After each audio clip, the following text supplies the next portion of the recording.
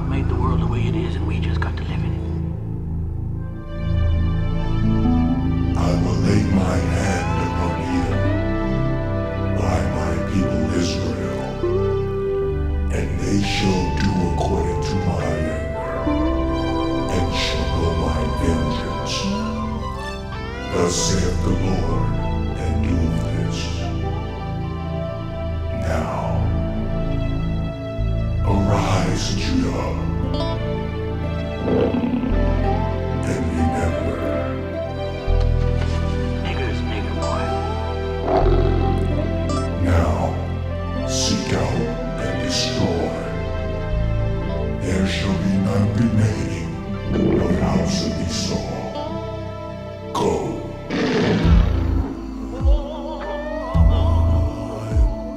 Yahweh ha'alahayim, Yahweh ha'alahayim, Yahweh babakushaka, Adonam Yahweh barakanahu, Yahweh ha'alahayim. Hey there, Esau, you got to die for what you did to me. You sold my family. You thought it was good when you stole our history. So much misery. Wasn't enough for you. Even changed the face of my Lord today. But by Hashem Yahweh, we're coming to take your kingdom down. That's right. We ain't playing with you. We ain't playing with you. Yahweh ha'alahayim, Here we come. Yahweh ha'alahayim, Here we come. Yahweh ha'alahayim, Marching Yahweh ha'alahayim, Esau. Yahweh babakushaka, Adonam Yahweh barakanahu, Washalak Yahusha. Listen up, Esau, we're coming to get you for all of the lies and the wickedness you done. You had us in slavery. You had no mercy on the children of Israel. You raped my mother. And you took my children. Hung me on a tree. Beat me till I was bleeding. And I can't wait till that day to come. We slaughter you all. We're gonna take your kingdom down. Yes, we are. That's right. Yes, we are. We ain't playing with you. Yahweh ha'alahayim, Here we come. Yahweh ha'alahayim, Here we come. Yahweh ha'alahayim, Marching Yahweh ha'alahayim, Esau. Yahweh babakushaka, Adonam Yahweh barakanahu, Washalak Yahusha. Ooh, doesn't it feel good? We in power now. 'Cause we took Esau down, it feels good. To get that rest from that pain and that stress we were made to serve. Yeah, don't forget about the olden days when we disobeyed the Father. Don't forget about the day the Most High put us in captivity for breaking His laws, statutes, and commandments. And you so-called niggas still breaking His laws and commandments. We gonna put you to death right along with the Edomites. Niggas love us. Yahweh babakushaka, Adonam Yahweh barakanahu, To the red bar. Washalak Yahusha.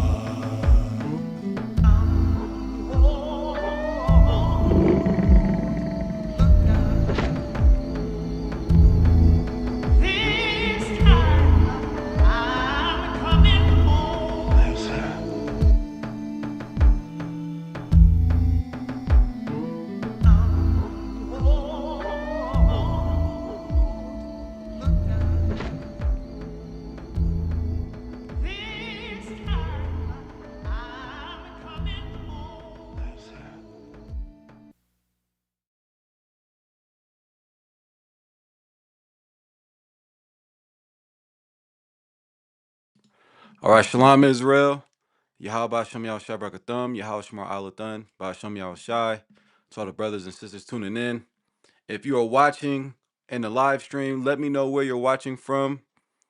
Today, honored to have 12 Shield General Mahayaman to grace us with his presence and break down Romans chapter 11 and focusing on the wild olive tree, understanding what Paul was talking about in the book of Romans.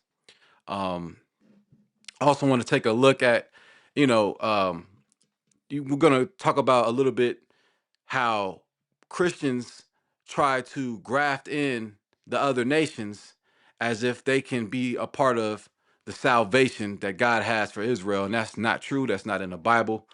We've, beginning with Commander Journey Johanna, we've shown it a million times how the children of Israel were cast off and lived the lifestyle of a Gentile. And that's exactly who Paul was dealing with when he said, I magnify my office.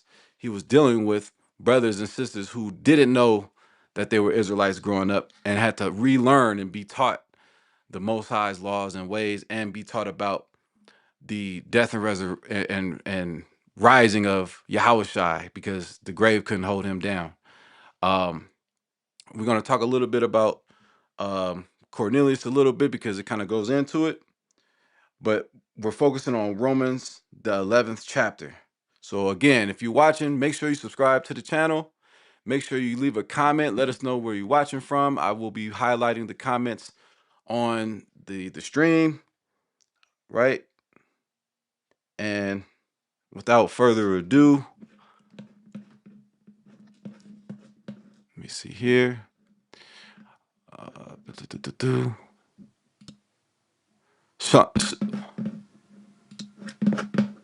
See you, Gad. Most High What's Christ, going sir. on?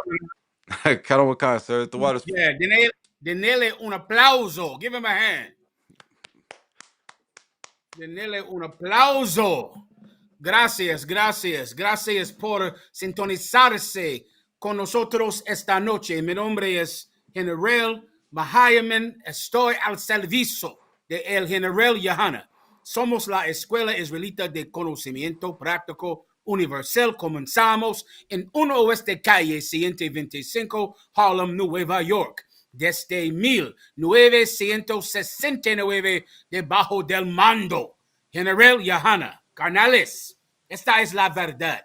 Si tú eres hombres español, negros o indio nativo, tú eres Israel, el pueblo elegido de Dios. Tu madre y tu padre dicen que somos un culto y mantienen su iglesia sin culpa, pero su iglesia es culpable de todo lo que nos están pensando. Órale. Let's get it on, Gary. Kind of what kind, sir? All right, why are we here tonight? We were here tonight to break down Romans 11th chapter, focusing on the wild olive tree specifically, sir. Most High in Christ, the wild olive tree breakdown. Is there something in specific that you need about this? Is there a certain point or no? The point would be, I know we're going to go over the entire 11th chapter, but the point would be showing how, because what Christians are saying now is like they've always been saying, sir, is that all nations can be saved and they could be grafted in, and they try to use the parable of the wild olive tree as a way of including nations outside of the 12 tribes of Israel to receive salvation. I understand. Well, let me tell you what. We're talking about Romans 11, the 11th chapter. Yes, sir. Let me tell you something now. Romans, the 11th chapter. I, of course, know that the Christian church would like to say that this precept is about every nation being saved. And when I say the Christian church, I mean the Black and Hispanic Christian church. Because the Black and Hispanic Christian church has ceded this world to the white man. They believe that today belongs to the white man. They believe that the banking system, all of the blessings, every good thing is owned by white people. The entire hope of the Black and Christian church is that there will be no racism in heaven the way there's racism on the world today. There'll be no hatred of Blacks and Hispanics in heaven because there is so much hatred of blacks and Hispanics today. This is the dream of the slave, brother. The dream of the slave is the world where white people and black people could finally be equal. And so for years, black Christians, Hispanic Christians, and Christian Israelite groups have held on to this place, this future, where white people will consider us equals. And that is where the lie about the olive branch that is grafted in comes from. They're hoping that one day they can join white people. They're hoping that one day they could actually be equal with the man who oppressed them for so many years. Blacks and Hispanics, I have good news for you. There is no equality in America, in Great Britain, and there will be no equality in heaven. Right. The white man is the oppressor, is the judge, is the Lord of the sky and earth in this world. And in the kingdom of heaven, blacks and Hispanics will be the lords over every star, every tree, every green hill, and every blade of grass. The good news of the Bible is that there will be no equality in heaven to give justice for the lack of equality on earth. That's the good news. The real breakdown of the olive tree that's grafted in, brother, is the final solution to a problem that we started so many years ago, brothers. If you want, let's start here. Give me when Solomon sinned and had sex with women who were outside of his race. Okay. And what happened because of that? While the brother is getting it, I'm going to give you a brief summary of what happened. A long time ago, there was a king over Israel. His name was King Solomon. And at this time, King Solomon was king over a unified nation of Israel, all 12 tribes. And it took a lot of fighting and bloodshed on behalf of his father, King David. But finally, King David won lordship over a unified nation of Israel. And the reason he won is because the Hispanics came and joined him. I believe it was a brother named Tolah who came and unified with King David and joined him. And because the Hispanics joined King David, he finally was able to rule over the Hispanic populated land because the Hispanics decided to follow King David's son, King Solomon. And they decided to follow King David. So King David's son, Solomon, ruled over a unified nation of Israel, all 12 tribes. But then one day he committed a sin against God. And this is what happened. Go ahead and read it, brother, if you have it. Kind of, sir. 1 Kings 11:1. But King Solomon loved many strange women. Read that again. But King Solomon loved many strange women. You see, you fake Israelites and Christians out there, you think that God is rewarding you with the ability to love strange women. You think it's a treat you'll get to have. You finally won't be lynched for being with a white girl. The family of the white girl will finally accept you. You call that heaven. Well, let me tell you, King Solomon, he did that. King Solomon, after David gave him a kingdom, unified through bloodshed and through the sacrifice and the faith of the Hispanic-speaking tribes of today, they joined King David. And because of that, he ruled all 12 tribes. But his son decided he would do something that was evil against God, the same thing that you are praying you could do in heaven. What did he do? Loved many strange women. Strange women, women outside of his race. Keep going. Together with the daughter of Pharaoh. With the daughter of Pharaoh, who would be an African woman, which would be unlawful for us to touch. Keep going. Woman of the Moabites. Which would be a Chinese woman, which would be unlawful for us to touch. Go ahead. Ammonites, which would be the Japanese women, which are unlawful for us to touch. Go ahead. Edomites. The Edomites, which are what you call today white women, which are unlawful for us to touch. Continue. Zidonians, that's some type of, I don't know what, that's like an Ishmaelite or Aganaganite. I don't know what the hell that is. Command and General Yohana knows what that is. I think it's one of those Kardashians, but I'm not sure. Continue. And Hittites. The Hittites, that's another, I forget what the hell the Hittites are as well, too. but I'll ask Commander General Yohana. They're not a people I see every day, so I don't know who the hell they are. But these are all heathen races of which the Lord said, thou shalt not touch. Keep going. Khan. Of the nations concerning which the Lord said unto the children of Israel, ye shall not go into them, neither shall they come in unto you. Do you see this? Do you see this? The Most High God said you're not supposed to go in unto them, meaning you can't have sex with their women and they can't have sex with yours. Continue.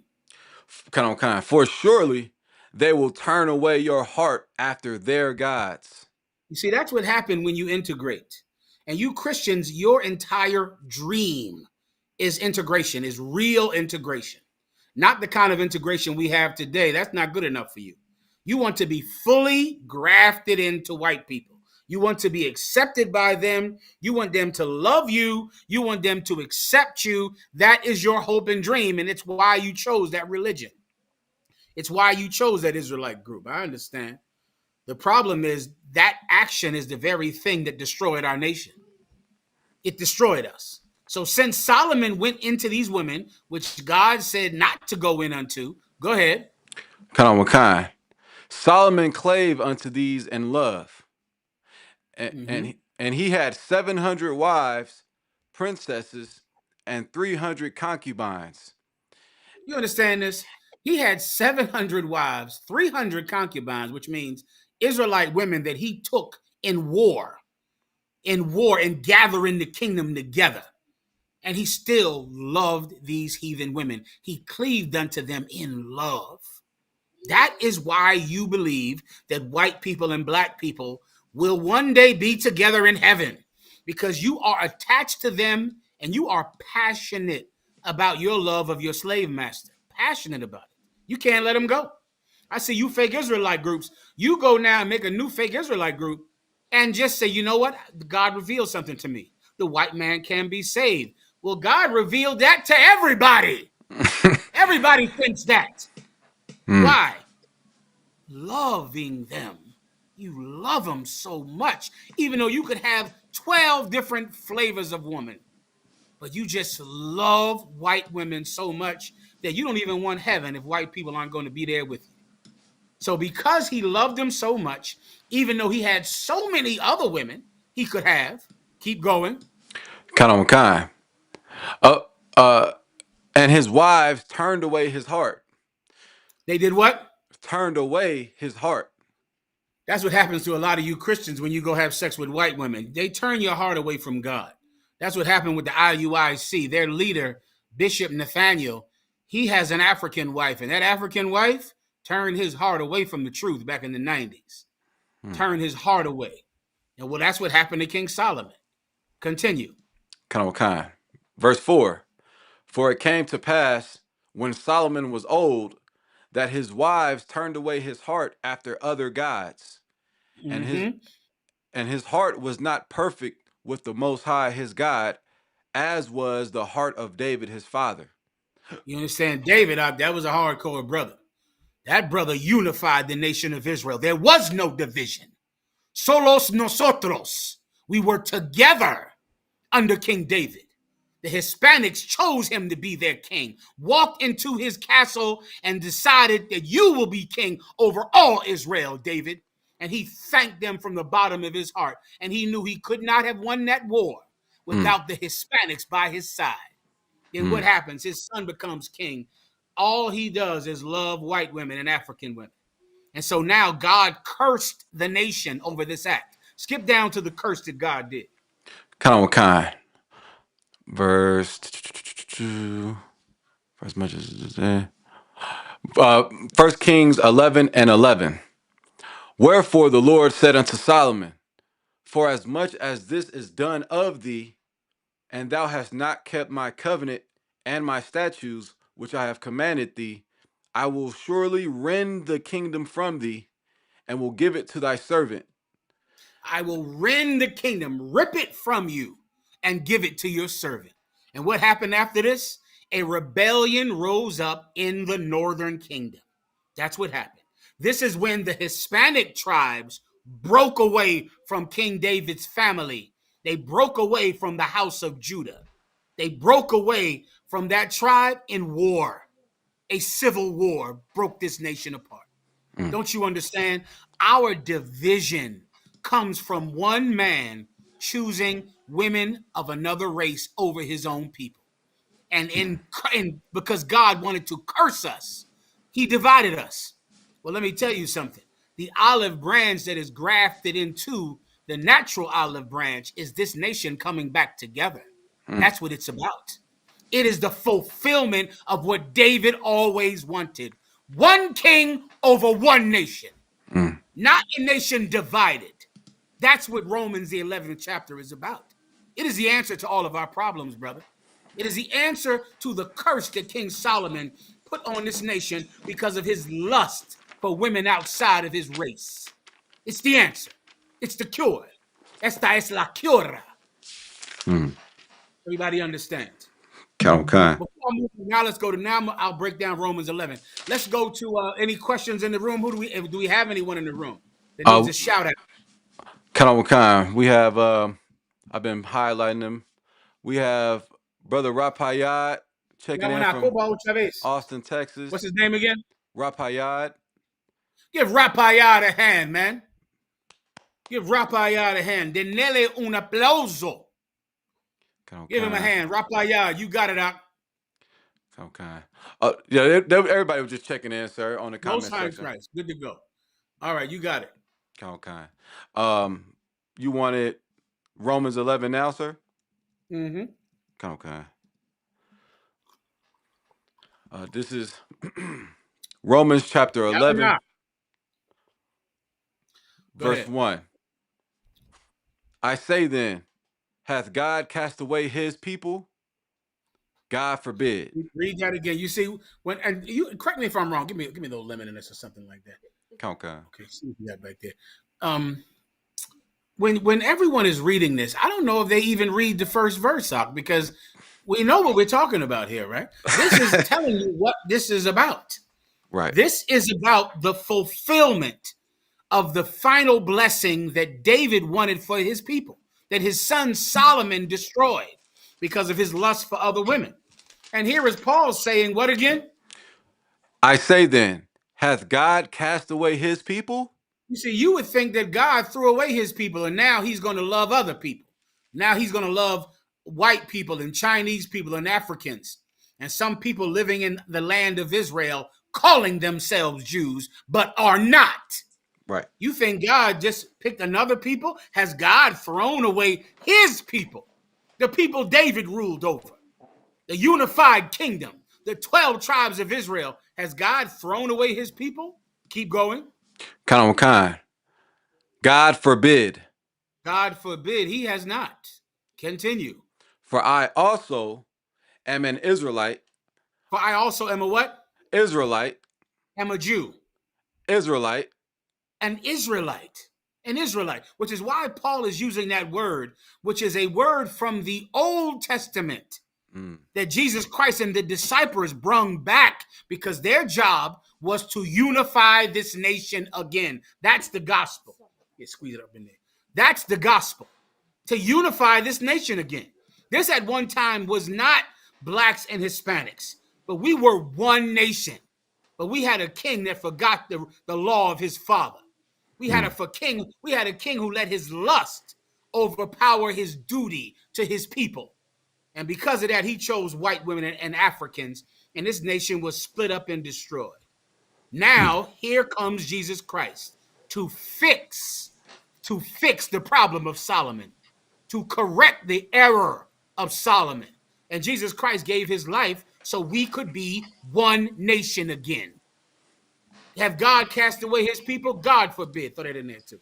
God forbid. For I also am an Israelite. Go ahead. Kind.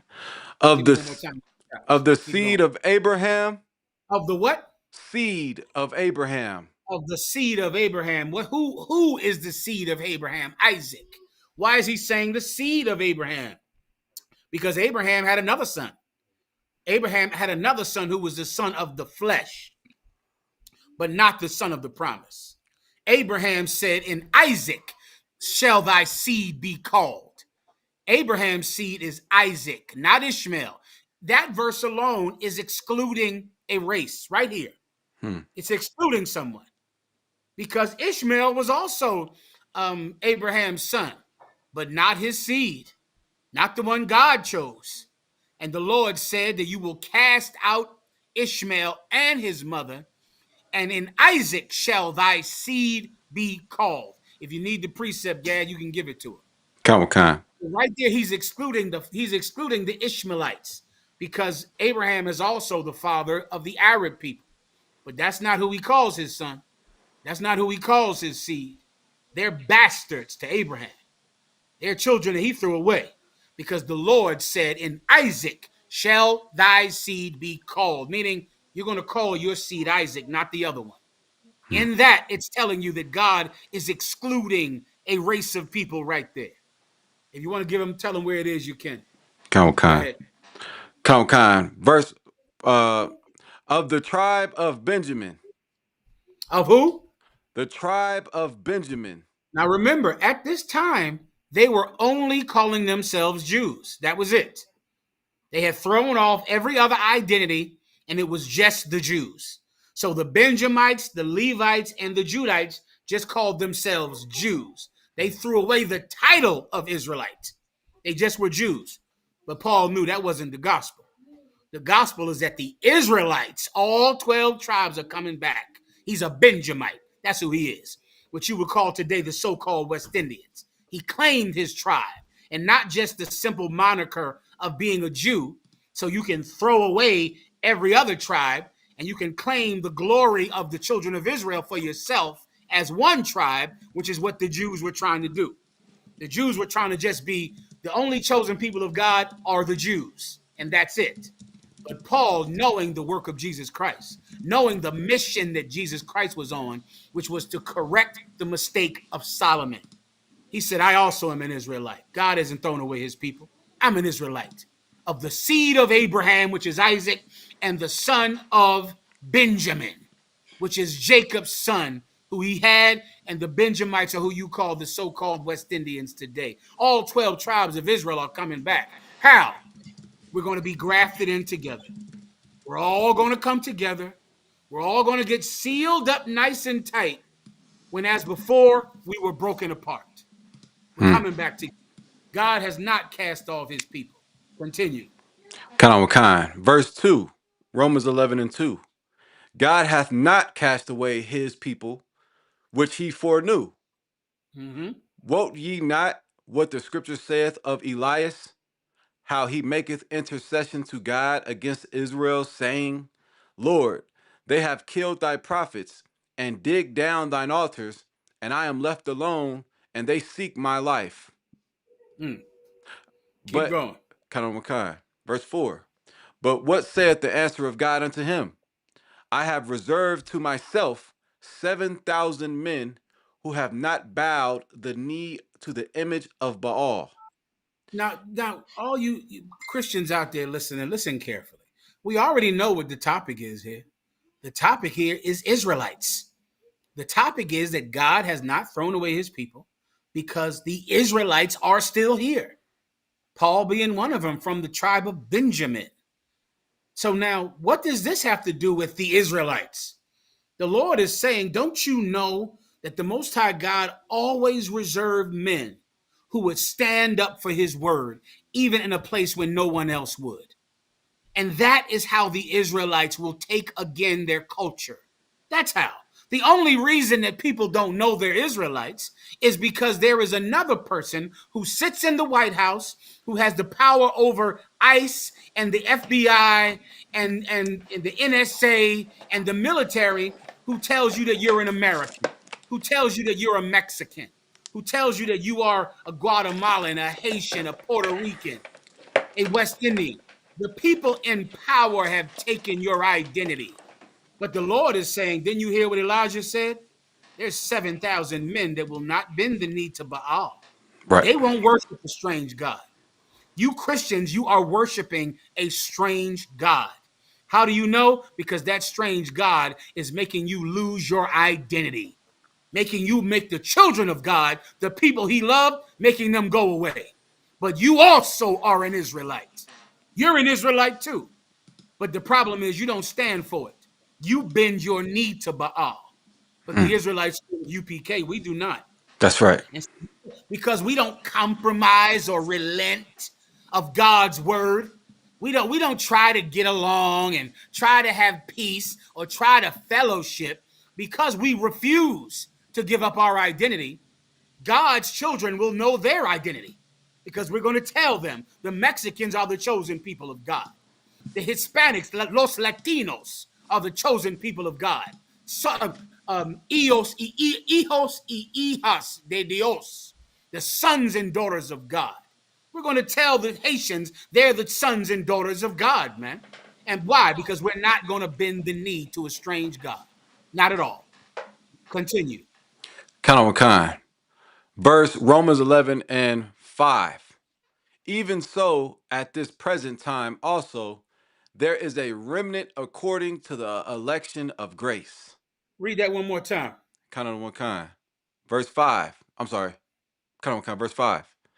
Even so, then at this present time also, there is a remnant according to the election of grace. Just like the Lord back in the Old Testament had 7,000 men that would refuse to worship a strange God, he has a remnant right now that will not worship strange gods either. Just like then, just like back in the past. And just like Paul said, there was a remnant in his day that will stand for the Lord and not bend their knee. There are men right now in 2025 that are in that same spirit. That's why the Israelites have never gone away. Don't you understand? You would never have heard of the Israelites or the 12 tribes of Israel without commanding General Yohanna Right. and his men. You would have never heard of it. You just think that the Jews are these white people that own everything in America and own everything in the Middle East, and you're nothing but a nigger and a spick. That's what you would think you are. But Commanding General Yohanna, brother, because he refused to bend his knee to a strange and foreign God, the Israelites haven't gone away. The knowledge of who you are, your culture, your customs, your laws are still here, just like in times of old. Keep going, Count on kind. If I may, sir, please. may I read a precept? Absolutely. Count on kind. The water, sir. Isaiah 10 and 21. The remnant shall return, even the remnant of Jacob unto the mighty God. Yeah, listen, denele un aplauso. Excellent precept. Give him a hand. That is it. The Most High God promised this, brother. And you're seeing it happen right now. It's happening right now, right in front of your face. Now, here you are, angry at One West because we're joining together blacks and Hispanic. Because your entire mission of life, ever since you could read, was to join yourself to white people and marry a white woman, live in a white neighborhood. So now you think that we're evil because we're joining together a family that has been divided for too long. Too long. Too long has this family been divided. Continue. Count on kind. Romans 11 and 6. And if by grace, then is it no more work of works? And if by grace, then is it no more of works? Who online would like to answer that question for me? If it's of grace, then it's not of works. Because, boy, thank the Lord for that, because if it was of works, I could have never come into the truth. I could have never had the opportunity to change my life if it was of works.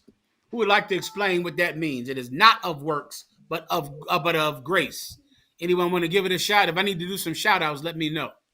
Count on kind. Can you see them on the screen, sir? I'm posting the comments on They're the a little screen. small for me. I got to get close up in there. Salakia. Go ahead. Made them a little bigger. Brothers and sisters in the comment section, to answer the general's question, leave a comment and I'll pull the comment up.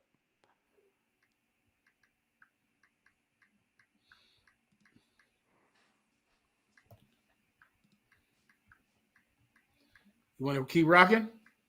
Kind of kind. Romans 11 and 6. And if by grace, then is it no more of works? Mm-hmm. Otherwise, grace is no more grace. Is somebody trying to answer? If not, I'm going to break it down. Good to Uh, go? so, UPK Princess Kanawa Mm-hmm. says, Salaki Adawan, is it because our works would have gotten us unalived? Exactly, sister. Exactly. It is not of works, but of grace, because my works are terrible. What does the term works mean? Works is your past, the things you have done. That's your works. Your works are what I've done. What are your works? Well, the things that you've done in your life. And when you examine the things that you've done in your life, like I have, then you thank the Lord that it doesn't matter what I've done. What matters is that God has forgiven me and given me another chance to do the right thing this time. It's not of works. Why? Because our works would keep us out of our nation. Our works would mean we had to be thrown away. What is a criminal? If a man is a criminal, he can no longer be part of society. Don't you see that's what happens even today?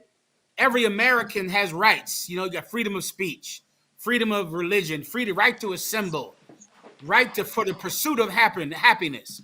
But what happens in a person's life that makes them take away your rights that everybody else has? Committing crime. So now, because I commit a crime, someone can kidnap me and it's legal. They call it an arrest warrant. That's an arrest.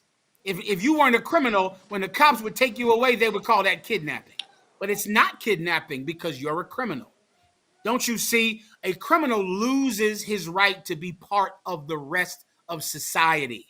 Well, in Israel, if you've sold drugs, if you've had sex with another man's woman, if you've stolen, if you've lied, if you've taken someone's life, then you lose your right to be part of this nation. You're excluded from this nation the same way when you go to jail, you're excluded from the rest of society. It's the exact same thing, but it's not about works. So I can still be part of this nation. But why? Because God has given me grace for my works. God has given me forgiveness for the things I've done for so long. He's given me grace. Now, with that grace, I live a better life. I'm like a prisoner that has come out of jail under one condition. What's the one condition every judge gives you when they release you from jail? Who knows? Who wants to give it a shot? Maybe you've never heard it before. I have heard it before. Don't let me see you in this courtroom again. That's what they talk about. They say, I'm letting you out, but do not let me see you in this courtroom again. No judge frees you from jail and says, go ahead and keep committing crime. It's no problem. You're free. You're free, little birdie. I paid the price. No judge says that. If a judge lets you out, they tell you, don't come in here again. You're out. You better keep your nose clean from here on out. You better walk the straight path from here on in. Getting released from getting forgiven of a crime means you can't do the crime again. Well, you think that God is more light with his rules than the white man is with his? No. We've all been given grace for the things we've done in the past, which means we cannot commit those works anymore. We can't do it anymore. That's the difference between grace and works. Let me see. I bid you one West Salakia, sir, if I may. Does it mean we are only allowed to come into the truth by grace and not works? Well, you're being literal, but you're not explaining it, I bid you. I just explained it. Your works are your past. Your past is what you have done. Those are your works. Grace is what you are doing. That's the difference. I'm living in grace right now, meaning I don't sell drugs. I don't harm people. I don't do the things that I used to do before. My works, they are evil. My works. But I'm in grace, meaning I don't do those things anymore. It is exactly like being released from jail, getting an early release, getting a parole. It's the exact same thing. Just think that. Once you're in jail because of your works, right? The judge throws the book at you. They go run down everything you've done. They call it what in court? What's another word for works in court? Who knows? I want someone in the class to answer. Kind of what kind? Type in your comments. Type in your comments.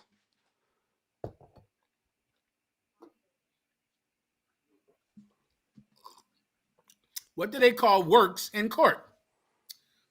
These are good brothers. They never been to court. I thank the Lord for you. It's like it.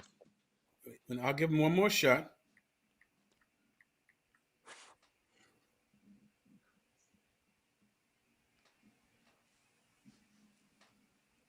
No go? No, sir. I got to give it to you. In court, they call your works your record. Your record. Those are your works. They say he has a record, right? He has or your criminal history. Good answer. Your criminal history or your record. So the minute the police pull up your record, your background, those are your works. Your record, that's your works. Your criminal history, that's your works. Right? Your works are terrible. Thank the Lord that it's not about works this time. Thank the Lord. Because if it was about my record, if it was about my history, I'm not making the kingdom. That's it. I'm not making the kingdom. I should just wait until death comes because it is impossible for me to make the kingdom. I can't make it. I'll never get in. Grace is my only chance at making the kingdom. That's my only chance. And so there are so many brothers and sisters like me that understand what I mean. Well, your record, your criminal history, that's your works. Read the scripture again about works. Kind of what kind? Romans 11:6. And if by grace, then is it no more of works. You see that? If it's by grace, then it ain't about works anymore. Well, that's good because I have a record. I have a history. But it's not about that. It's about grace. Grace is the time I've been given to earn my forgiveness. I've been given that time. Jesus Christ said, whosoever does not take up his cross and follow after me is not worthy of me.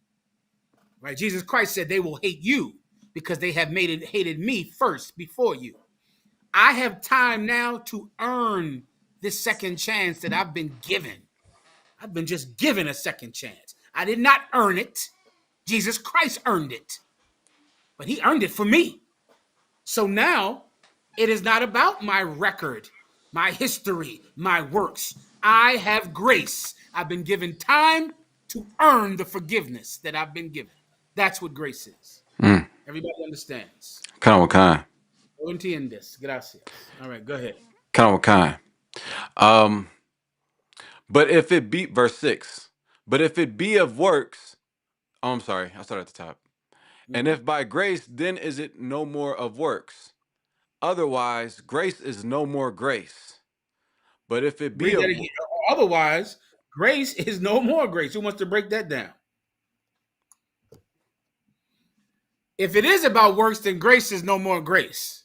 If it's about works, then I have not been given any time to earn my forgiveness. You're just gonna arrest me because I have a record, which is what happens in this evil kingdom. They pull up your sheet, they go, "Oh, you got a record. Oh, that means you did it. You did it. Why? Look at his record." What are they? That's the first thing they pull out in front of the judge. Look at his record, Your Honor. Well, the minute they show everybody your record, they don't need any more evidence. All they need to know is what you've done in the past. Hey, listen, somebody broke into this house. Now you broke into 3 houses last year. You did it. You got arrested for breaking into 3 houses last year. Who broke into this house last night? Nigga, you. You did it. I don't need any more proof. Your record is the proof of who did the crime. Well, if you're going to look at my past and determine who I am today, then grace doesn't exist. I'm supposed to be given a second chance. You can't look at my past and tell me that that's who I am today. My past is what I have done. Grace is what I'm doing. Everyone understands. kind of what kind? A brother said, oh, it's like you. I don't know if it's a brother or sister. Grace with no grace is getting automatically judged. We'll make it more clear. Grace with no grace is getting automatically punished. Punished. That's could not say it like that. And you're right. Go ahead. Kind of kind. Romans 11:7. Oh no, I'm sorry. The latter of 6. But if it be of works, then is it no more grace. Mm-hmm. Otherwise, work is no more work. Otherwise, work is no more work. Now, damn it, I just gave it to you. Otherwise, work is no more work. Whoever answers this right for me is going to impress me. Otherwise, work is no more work. If grace is no more grace, then work is no more work. K on the end, not the S. I just gave it to you. Who wants to answer the question? Type it in the comments. Type it in the comments. Also, get those likes up. Get those likes up, Israel. I got to give it to him, because we got to get to the olive tree, right? Kind of kind. Well, if I'm going to automatically be punished for my past, then what's the point of me changing today? Which is why it says work. Read it one more time. Kind of kind. But if it be of works, then is it no more grace. Otherwise, work is no more work. So what is work? Work is what I am doing. That's work. Works with an S on it is what I've done. My record, my past. Well, if I'm going to be punished automatically because of my past, then there's no point in me changing today. So what's the point of doing any of this if you're going to just say, well, he used to be a criminal, so he still is one. He used to be a murderer, so he still is one. Then you give no account for the change I've made in my life today.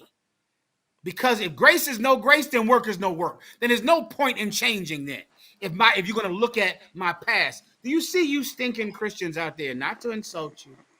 Not to insult Christians. Okay, I'm trying to be nice. All right.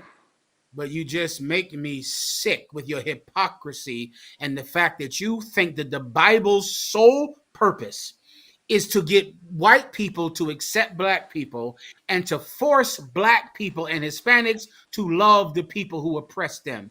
You never look at the Bible as a source for black and Latino unity, as the source to end black on black crime, Latino on Latino crime, black on Latino crime, as a tool that God made to rescue us from oppression, not a tool for us to give ourselves over to the oppressor even more. You're missing the point of the Bible. You're missing the point of the olive tree. You're missing the point. Come on, let's go. Kind of kind. Verse 7. What then? Israel hath not attained that which he seeketh for? Now, you see, we're talking about Israel again, right? This whole thing is about Israel. So what then? Israel hasn't achieved that thing they've been trying to achieve? Is that what you're saying? Keep going. But the election hath obtained it, and the Oh. rest, okay, Keep going. and the rest were blinded. Oh, let me tell you. Is it that Israel has not achieved that thing that they're looking for? What is the thing that Israel is looking for? What is the thing Israel is looking for? To be accepted back as the hijos y hijas de Dios, the sons and daughters of God, to be together again, to have our own land, to have our own culture. This is the thing we have wanted since Adam was expelled from the Garden of Eden. Now, are you saying Israel cannot achieve being the chosen people of God? That's not true. There are an elect of us who have achieved it, and the rest are blind. You see, in the UPK, we know the point of the Bible is to unify the 12 tribes of Israel. It's to give them a culture and a law that binds them together under God's protection. You think the Bible is a tool of oppression that you choose to use to be oppressed. You think that's what it's for. We know that you are blind. You're blind. The whole purpose that Israelites have always wanted is to be the chosen people of God and to have our sins not separate us from God. Our goal was never to make another people the chosen people of God, to get another people into heaven. What type of garbage is that? Your whole goal in life is getting white people another kingdom, another pleasurable moment. When por tanto tiempo, we've been suffering for so long, so long. And por tanto tiempo, we've wanted to end this suffering and to be treated on this earth as the chosen people of God. You're blind to it, but there are certain people that are not. That's the point. Keep going. Come, verse 8. According as it is written, God hath given them the spirit of slumber, eyes that they should not see, and ears that they should not hear unto this day. Unto when? This day. Unto when? This day. Este día. Este día. Unto this day, you Christians and fake Israelites are blind. You think that all God wants to do is get you a white woman and get you to live in a white neighborhood and to force white people to accept you as equals. That place you call heaven, the place where white people can stomach you, that's heaven. The place where white people can stomach you, that's heaven to you. That's not heaven to someone who's the elect, who actually has been chosen to see what other people don't see. You better wake the hell up. You Christians better smarten up, man. You better wake up. Right. So your whole life has been devoted to getting white people into heaven, while white people are not even devoted to getting you into America. White people are trying to kick you out of America. Meanwhile, your whole life is trying to get white people into heaven. What type of garbage relationship is that? What type of relationship? My whole life is saying, but God is going to love white people. God is going to accept white people. The white man's entire life is getting me out of America. Voting in a president to kick me out of America. My life is about getting him into heaven. I got to move on. I got to move on. You're blind. You're blind. Continue. Come. Romans 11 and 9. And David saith, let their table be made a snare, and a trap, and a stumbling block, and a recompense unto them. Let their table be made a snare, and a stumbling block, and a recompense unto them. What is your table? Who wants to know what that's talking about? David said, the Lord has prepared a table for me in the sight of my enemies. You know what your table is? Your table is all of the food that you have received. You have a table full of food, and that table is why you can't see God's word. That table is destroying you. All of the things you've gotten, right? What have you gotten? You've gotten a white woman. You've gotten a new car. You've gotten money.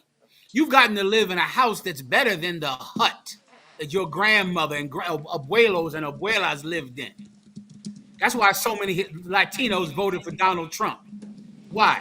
Because the Latinos in America have gotten a table that the Mexicans, the paisas over there in Mexico, they haven't gotten it. You have more money than the Mexicans who are born in Mexico. That's why you Latinos voted for Donald Trump, those of you that did. Because you don't want some paisa coming over here and taking what you have. You don't want any more Mexicans down at the work site. So you voted for Donald Trump. That's why a lot of you black people voted for Donald Trump, because you don't want any Mexicans coming over here. Why? Because you have money, more money than your grandmother did in Mississippi, starving to death. You see, the money you've received, the table that is full in front of your face, that's what's going to destroy you. That's what's a stumbling block to you. That's a stumbling block. When if you were poor, just like the brothers coming over from Mexico and Venezuela today, you would have a better heart. You would be more kind. You would have more compassion. But you have a big, nice table full of food. And that's why you're going to be destroyed, because that table has made you error. It's made you stumble. Everyone, read that again, and that's all I can do for them. Come. Let their table be made a snare, and a trap, and a stumbling block, and a recompense unto them. I just broke that down. Go ahead. Come. Let their eyes be darkened, that they may not see, and bow down their back always. And do what? Bow down their back always. Now, I just need someone to tell me, what is that a metaphor of? What is it a metaphor of? Wake up, you stupid Christians. Get the tambourine out of your hand and pastor's penis out of your mouth and just tell me, what is that a metaphor for? What is it? And read that again, that last part. Kind. And bow down their back always. Gad, I know you know what that's talking about, right? So I'm not going to ask you. Yauna, colpa otra vez. If you want to take a stab at answering the general's question, type in your comment. Type in your comment. Colpa con hielo. Change. What Sister Kanawa said, slavery, sir? Give Kanawa a hand. Yeah, that's all it could be talking about, Kanawa. Because you're so blind, you take every precept that is about the unification of the 12 tribes of Israel, us coming back together to correct the mistake of Solomon. You take every precept, and now because you have a little bit of money, because there's a little bit of food on your table, now you can't see the word of God anymore. All you see is the money you have and the money you can't lose and more money that you want. And because of that, your back will be bent always. That is slavery. All you want is more slavery. That's what Christianity has done for you. That's what your money has done for you. Your job that you think is so precious that you hate the Latinos to come over to America because they might work a few hours and get out of poverty. You're not willing to share with the Latinos, and that's why you'll never share the kingdom of heaven with anybody. Because blacks and Latinos are co-heirs to the kingdom of heaven, a unified people. You are going to bend your back for your master forever. Continue. Kind. Romans chapter 11, verse 11. I say then, have they stumbled that they should fall?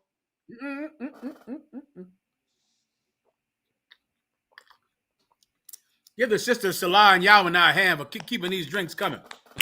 They doing a hell of a job. And they set the computer up for me tonight. Most High in Christ, sir. If I was here by myself, we'd be doing this computer over the phone. We'd be doing this class over the phone tonight. Gracias. All right. Well, I just broke all that down to you. We're in terrible shape. The majority of us are blind. Those of us with a little bit of food on their table, they're blinded by their prosperity, Christians, and they can't even see compassion and kindness. They can't even unify their nation for the sake of keeping a few crumbs on their table and making sure another brother doesn't eat. Does that mean we have stumbled, that we should fall? Keep going. Kind. God forbid. We have not. Listen, I know blacks and Latinos. So many times you can look at blacks and Latinos and go, niggers ain't shit. These beaners, these spicks, they just ain't shit. They ain't gonna never be anything. They nothing. You hear enough of that talk from your parents and hear it all your life. Before you know it, you just think that there's something broken with blacks and Latinos, and they'll never get it right. It seems stupid to try to fix them. It seems like the smarter move to just get deeper and deeper into your enemy society. Let me tell you something. Our people have stumbled, but they have not fallen. We've stumbled, but we have not fallen. God forbid that we should fall. We're going to get back up. We're going to stand back up. And blacks and Latinos are going to be one. We're going to come together.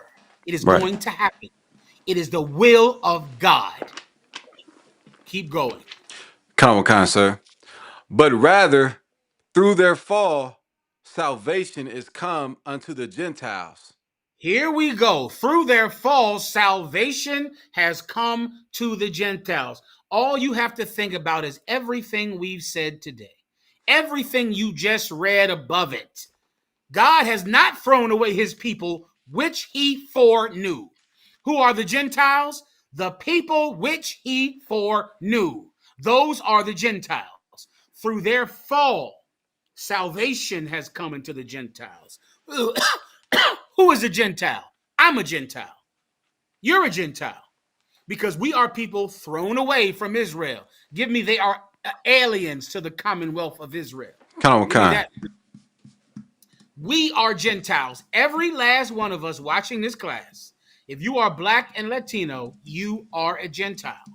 Because you are not people raised in the land of Israel, circumcised on the 8th day, kept the commandments your entire life. You were thrown away, cast off, which means you are another nation, another people. Go ahead and read it. Come on, Khan. Ephesians chapter 2.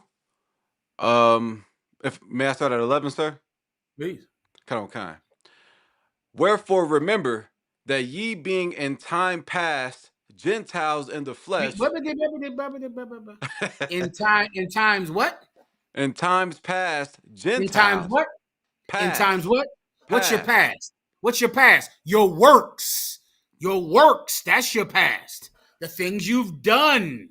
In times past, you were Gentiles. Keep going. In the flesh. In the what? In the flesh. Why does it say in the flesh? It's right above it. It's what the whole controversy was about with Paul. In the flesh, meaning what? You were not circumcised. You weren't circumcised. You were eating pork. You were eating shrimp. You were celebrating Christmas. What does it mean to be in the flesh? In the flesh means your sin. Your sin. Precept. Give me the works of the flesh and the works of the spirit. Come on, Khan. Galatians. Hold on a second. There was a whole controversy during this time because the Israelites who were in the truth were saying that the new brothers had to be circumcised. Paul was saying they didn't need to be circumcised. They could circumcise their hearts. Their hearts. They could change who they are. They didn't have to correct the fact that their father didn't get them circumcised at 8 days old. And then he began to make them understand about the concept of the flesh as opposed to the spirit. You were Gentiles in your flesh. This is why. Go ahead and read it. Come on, Khan. Galatians chapter 5, verse 19. Now the works of the flesh. The works of the what? The flesh. What of the flesh again? The works. Spell that word. W-O-R-K-S. Yeah, the works of the flesh. That stuff that you have done of the flesh is what? Go ahead. Are manifest. These are manifest. These are right in front of you. These are obvious. You can see them. Keep going. Which are these? Go ahead. Adultery. Wait, Chinese and white people, right? Adultery. It didn't say white people. Lie, sir. No, it didn't, because when Paul said you were Gentiles in the flesh, it was not talking about race. Everyone he's talking about is an Israelite, every last one. When he says Gentiles in times past of the flesh, it meant you were serving your flesh. You were serving your flesh. These are the works of the flesh. Go ahead. Adultery. Adultery is a work of the flesh. Go ahead. Fornication. Fornication is a work of the flesh. Keep going. Uncleanness. What uncleanness? Wait a minute. This sounds like it has something to do with the law. With the law in the book of Ephesians. All of these things are breaking of God's law. Uncleanness. What was the other two? Adultery and fornication. Adultery is a sin. It's a law. You're breaking a law if you commit adultery. What is adultery? A woman having sex with anyone that is not her husband, and a man having sex with another person's husband. Another person's wife. Keep going. Lasciviousness. What does lasciviousness means? All of that filth happening in the Sakari. All of that filth happening in the Christian church. A ton of everybody sleeping with the same woman, child molestation, all of the things that the Christians tell you doesn't separate you from God because no one is perfect. It absolutely separates you from God. Absolutely does. Because you are living after the flesh. Continue. Shalom, Princess Asa. Go ahead. Come on. Idolatry. Mm-mm-mm. Mm-mm. He said uncleanness. What is uncleanness? Eating pork is unclean. Eating shrimp is unclean. Celebrating holidays is idolatry. Christmas is idolatry. Thanksgiving is idolatry. Halloween is idolatry. The Christian church is idol worship. Islam is idol worship. These are laws in the Old Testament. Paul is saying that if you're doing these things, you are living after your flesh. Your body wants it. Your penis wants that whore or that homosexual sex. Your penis wants it. Your eyes want the money and the cars that you steal, right? The things you see, you want to take them, right? Your stomach wants pork and shrimp and lobster. You're serving your body when you sin against God, when you break God's commandments, which is why the Bible says that you were Gentiles in the flesh. Continue. Count. Witchcraft. What's witchcraft? My God. Many aspects of the Christian church. If you're worshiping, what's that mess they worship every day on their birthday and all that? Um.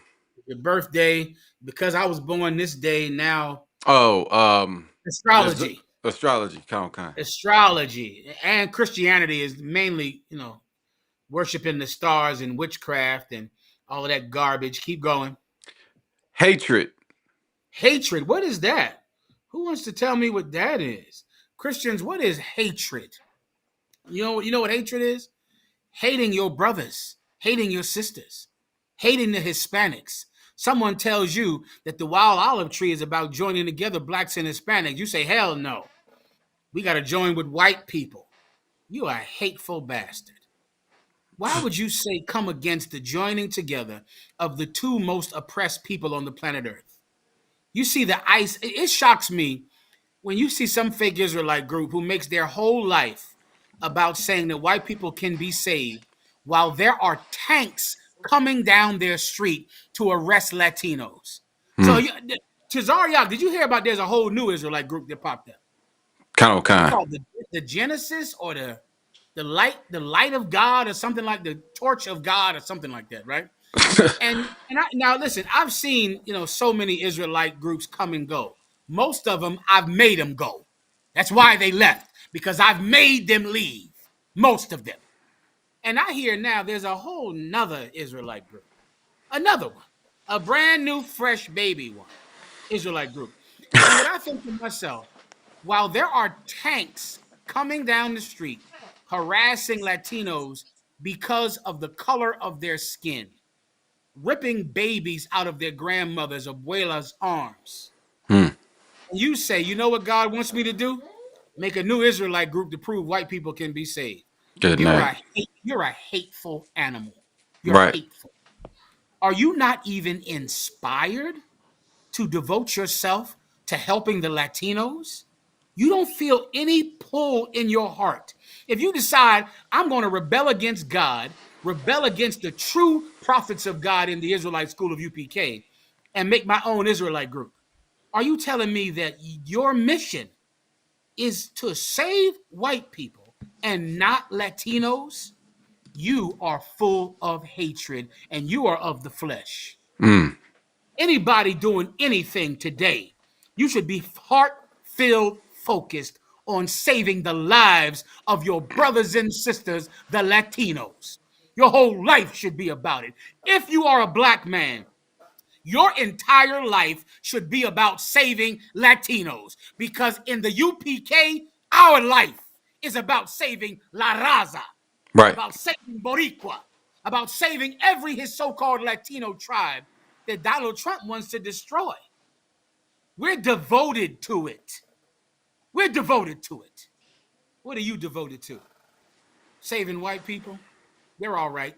They're ICE agents. They're doing just fine, white people. ICE is hiring them by the thousands. They don't need your help. Continue. Count.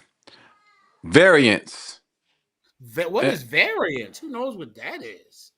Who knows what variance is? You want me to tell you, young brothers and sisters? Being against each other. Being against each other. Variance.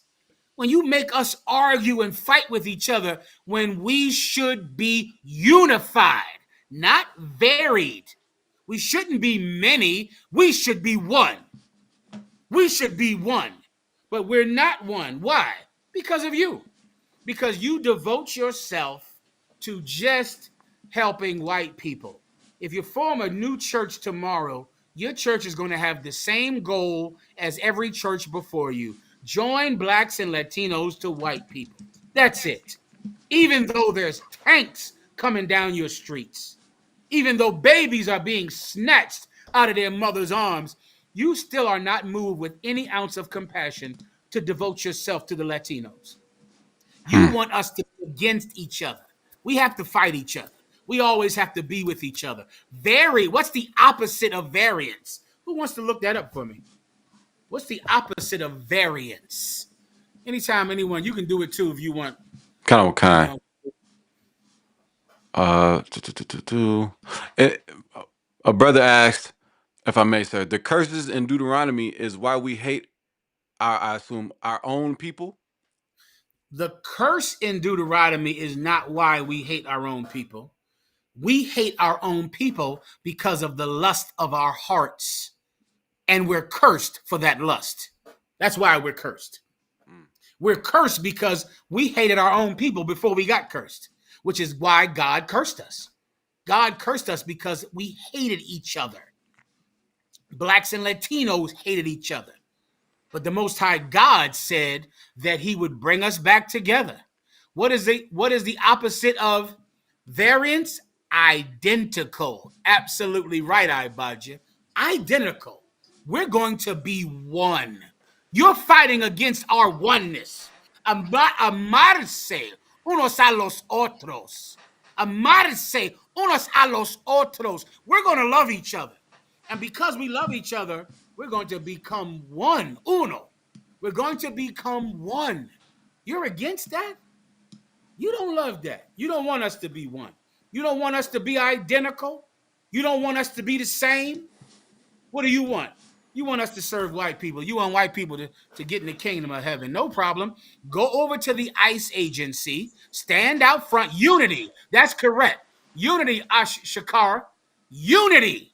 Don't you see these Christians are against unity? They don't want us to be unified. They want you to knock on the door of that tank with that white man with a mask on and tell him heaven is for him. He can get heaven. He's going to heaven while you stomp on a little girl who's being snatched out of a grade school because her mother was born in Mexico or Venezuela or Haiti. You're a hateful bastard. You religions, you hate Latinos. No problem. Amarse unos a los otros. We're going to love them. We're going to love each other. We're going to be identical, unified. One unified nation of 12 tribes under one king. Keep going. If I may, sir, Go ahead. may I read a precept based on what you just said? How we're Loud gonna OKC. kind of, sir. This is Ezekiel. You just said that we will be unified under one king. This is Ezekiel, slack you, 30, 34 and 23. Mm-hmm. And I will set up one shepherd over them, and he shall feed them. Even my servant David, he shall feed them, and he shall be their shepherd. And I, the Lord, will be their God, and my servant David, a prince among them. I, the Lord, have spoken it. And is there more? kind. Mm-hmm. Verse Ezekiel 37:22. It's like it. 37:22. I started at 21. And say unto them, thus saith the Lord God, behold, I will take the children of Israel from among the heathen, whither they be gone, and will gather them on every side and bring them into their own land, and I will make them one nation in the land upon the mountains of Israel, and one king shall be king to them all, and they shall be no more two nations. neither shall they be divided into two kingdoms anymore at all. Yeah, that's the word of God, Christians, fake Israelites. That's what God wants. God wants someone, even if if they're the few, to care about blacks and Latinos because no one else does. No one else does. His mission that he sent his prophets on, his disciples on, is to unify 12 tribes under one king and to give that people a land of their own that would rule every other land. That's the gospel. That's the point of the Bible. Continue, Count, back in Romans 11, sir. please. Count. Romans 11 and 11. I say then, have Wait, they? I'm sorry. You give them the fruits of the spirit. Oh, so like, So now, what I'm trying to show you is that flesh is not talking about their race. Flesh is talking about an Israelite who is ruled by his flesh, meaning his carnal desires. The word carnal means flesh, all right, or carne in Espanol. Go ahead. count. Galatians 5 and 22. But the fruit of the Spirit is love, joy, Keep going.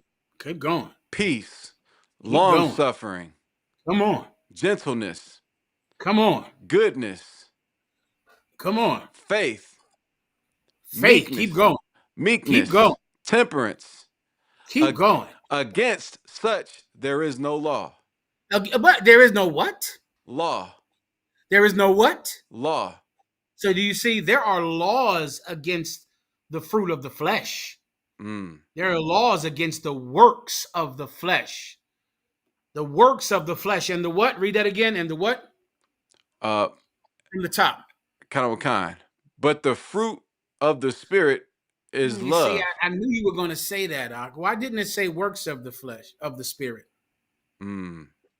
Anyone want to know? Why didn't it say works of the spirit? Anyone want to guess? Because your works are what you've done. It's what you've done. Your past. Your works are evil. Your works are always evil because you were a sinner in the past. Because you're a Gentile. You're a Gentile. Your works are evil. But the fruit of the Spirit, that thing that you will grow and blossom in you, is kindness, love, faith. Things that your body doesn't need or desire, but your heart does, your spirit does, your conscience does. You want to save white people. Saving white people is the fruit of the flesh. It's what your stomach wants, your penis wants. You want to have sex with white women and you want to share in white prosperity. Your flesh wants to save white people, not your spirit. If you had any love in you, you would devote your life to saving Latinos. You would devote your life to it. I have. The UPK we have. I'm not Latino, and I have devoted my life to Los Latinos. Why? Because it's the work of the Spirit. It's what God wants. It's Right. the culmination of everything the prophet said and desired. It is the correction for the mistake of Solomon. It is for David. It's for him. He wants it. And Jesus Christ, his grandson, is sitting on the throne, fulfilling the will of his grandfather. One nation, one king. Continue. Kind. Verse 24, Galatians 5 and 24. And they that are Christ have crucified the flesh with the affections and lusts. I mean, I just broke that down for you. Okay, that's why crucifying the flesh, you're killing your carnal desires and you're doing what's right in the spirit that your conscience wants. Now go back to Romans. That's all I can do for you all. I'm assuming that was a big stumbling block for people. 501. Kind. The whole, the Gentiles after the flesh. Was that a big deal in the internet world or not? It shouldn't be no more, sir. It's like it. I would pray. All right. Okay, let me know. I'm not. This ain't my. This is not my world. I don't know about the internet world and all that and battling people on the internet.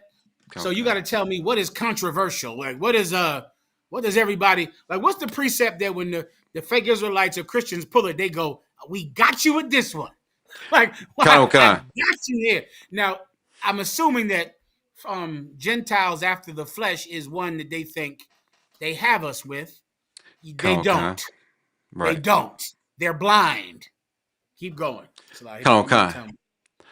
this is one of the verses that Christians, fake Israelites, one and the Yeah. same.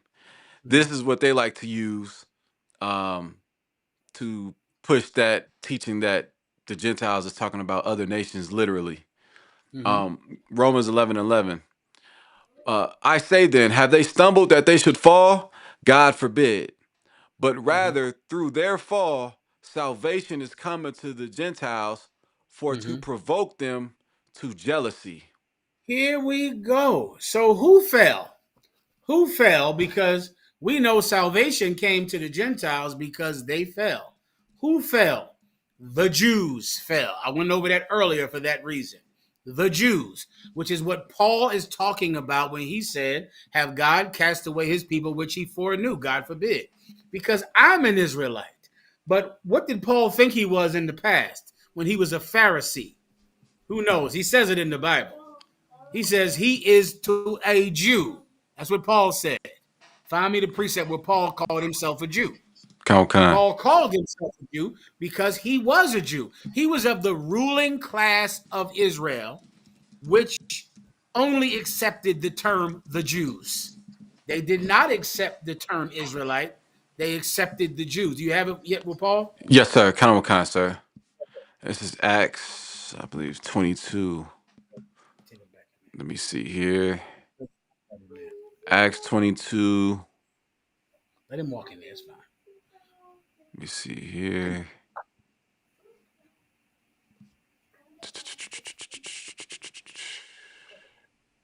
Come on. Come on. Go to bed. Go night night. Go. Let me see. Go. Oh, It's all right. 3 of 16. Okay, I myself. Maybe I'm reading over it. It's all right. Everybody can go find it. Just put up Jew and, to when I was a Jew, to the Jews, I'm a Jew, the most Jew. I learned at the feet of Gilgamesh, I think, some name like that. You'll Okay. find it in there. I got it, sir. I got it. So Go like ahead. it's Acts 21 and 39. Mm-hmm. But Paul said, I am a man which am a Jew of Tarsus. Now you hear that? Now this is him when he's talking to them. I'm a man which am a Jew because he was in the ruling class. That's what they accepted. They did not accept Israelites, but they fell. How did they fall? They sinned against God just like the other Israelite tribes. They were eating swine's flesh behind every tree. Mm, John the Baptist got his head cut off because he said that this chief priest was having sex with a whore. And the whore demanded the head of John the Baptist for saying it in public. John the Baptist was beheaded because he told everyone that the ruling class, who were the perfect elite Jews, they were having sex with whores. Jesus Christ said, whosoever is without sin, cast the first stone. They mm, all dropped their stones. They dropped their stones and left because they had fallen. That's mm, what fallen means. They were not the people who kept God's law anymore. They had fallen. They mm, broke God's law just like anybody else. Just like the Hispanic tribes, the northern kingdom who was thrown away. Remember, at this time, the northern kingdom, Israel was broken up into two parts, the southern kingdom and the northern kingdom. The southern kingdom is where Jerusalem was. That was where Judea was. The northern kingdom is where what's that word that's for the northern kingdom? That term for uh, it's the term for Israel. mm. Samaria. So Samaria. Samaria, kind, yeah. Samaria was the northern kingdom. They had been gone for 600 years. Gone. They left Samaria and went into captivity under the Persians and the Medes. And then from there, they left and came to the Americas. That's in the Apocrypha. If you need to give it to him, Gad, give it to him, all right? Kind. That's in the Apocrypha. So they were gone. But now the Jews also were sinning against God, eating pork, sinning, committing adultery, they fall. They fell also. But through their fall, salvation had come to the Israelites who fell 600 years ago. And they were called Gentiles now. Because now God was in the position of having no people to stand for his name. None. No people at all. Before, when he threw away the northern kingdom, he had the southern kingdom. He had the tribe of Judah, mainly some of Benjamin, some of Levi. So he threw away the other tribes because of their sin. Then the Jews, Benjamin, Levi, the tribe of Judah, they sinned too. They sinned too. And now God had pronounced death on the Jews. 70 years after Jesus Christ died and rose again, the Roman army came into Jerusalem and destroyed it. Right. Destroyed the entire city and sent them into Rome, sent them into Africa. Sent the Jews into Africa. So now God had no people. Well, through the fall of the tribe of Judah, the other tribes were able to come back. Do you want me to give you the exact same scenario? Moses. If you needed Moses, when Moses went to receive the commandments from God, the Israelites were at the bottom of the mountain and they were riotous, making a golden calf to go back to Egypt. The Lord told Moses, I will kill all of thy people and raise up a nation in your seed. I'll kill every Israelite and make a new nation called the Mosesites. Moses convinced God not to do that. Well, don't you see God was in that situation again? He had already destroyed the northern kingdom, the Hispanics, the North American, so-called North American Indians for their sin. Now Judah sinned as well. Now he would have no people at all. But he had one man who was the flower growing out of dry ground. He had one man that said that this nation still had beauty, had kindness, had courage. And for that one man, he did not destroy this nation. But now every brother in that nation must follow that man because he's the one that saved us the same way Moses saved us in the past. He saved us. Otherwise, we would not be a nation at all. There would be no children of God. We would all be thrown away. Have God cast away his people, which he foreknew? God forbid. He did not throw them away because of Jesus Christ, who saved our life. Now every race can come back. What do I mean by race? Mexicans, Guatemalans, Haitians. These are all races, meaning what? These are all what? Nations. These Right. are all nations. These are all these nations, all these peoples, all these Gentiles can come back. These Gentiles are the people of God, which he foreknew. That's who they are. But they were thrown away because of their sins. But because finally the Jews fell, now God had to take back everyone who fell, or else God would not have a people at all to call by his name. Everyone understands. Khan, that's heavy, sir. It's like No problem. Go ahead. Khan. If I may, sir, may I read Mm-hmm. precept? Mm-hmm. It's Revelation 7. I was like Revelation 7 and 9.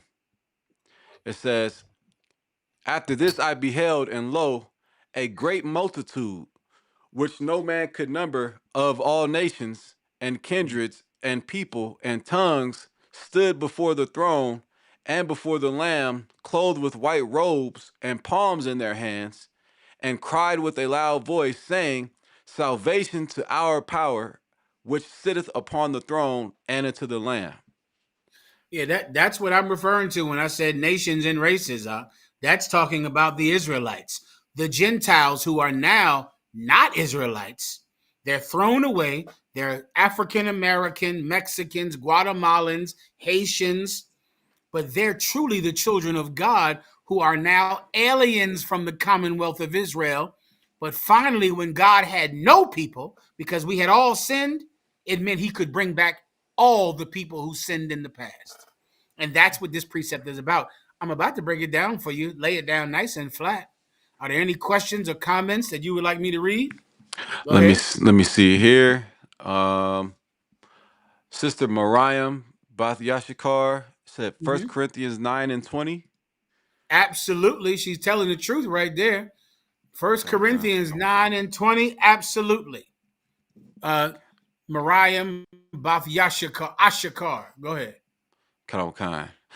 First Mhm. Corinthians 9:20 is a good precept. Oh, I'm And sorry. Bathyashikar. Bathyashikar. My apology. kind. Go ahead. Going back to Paul.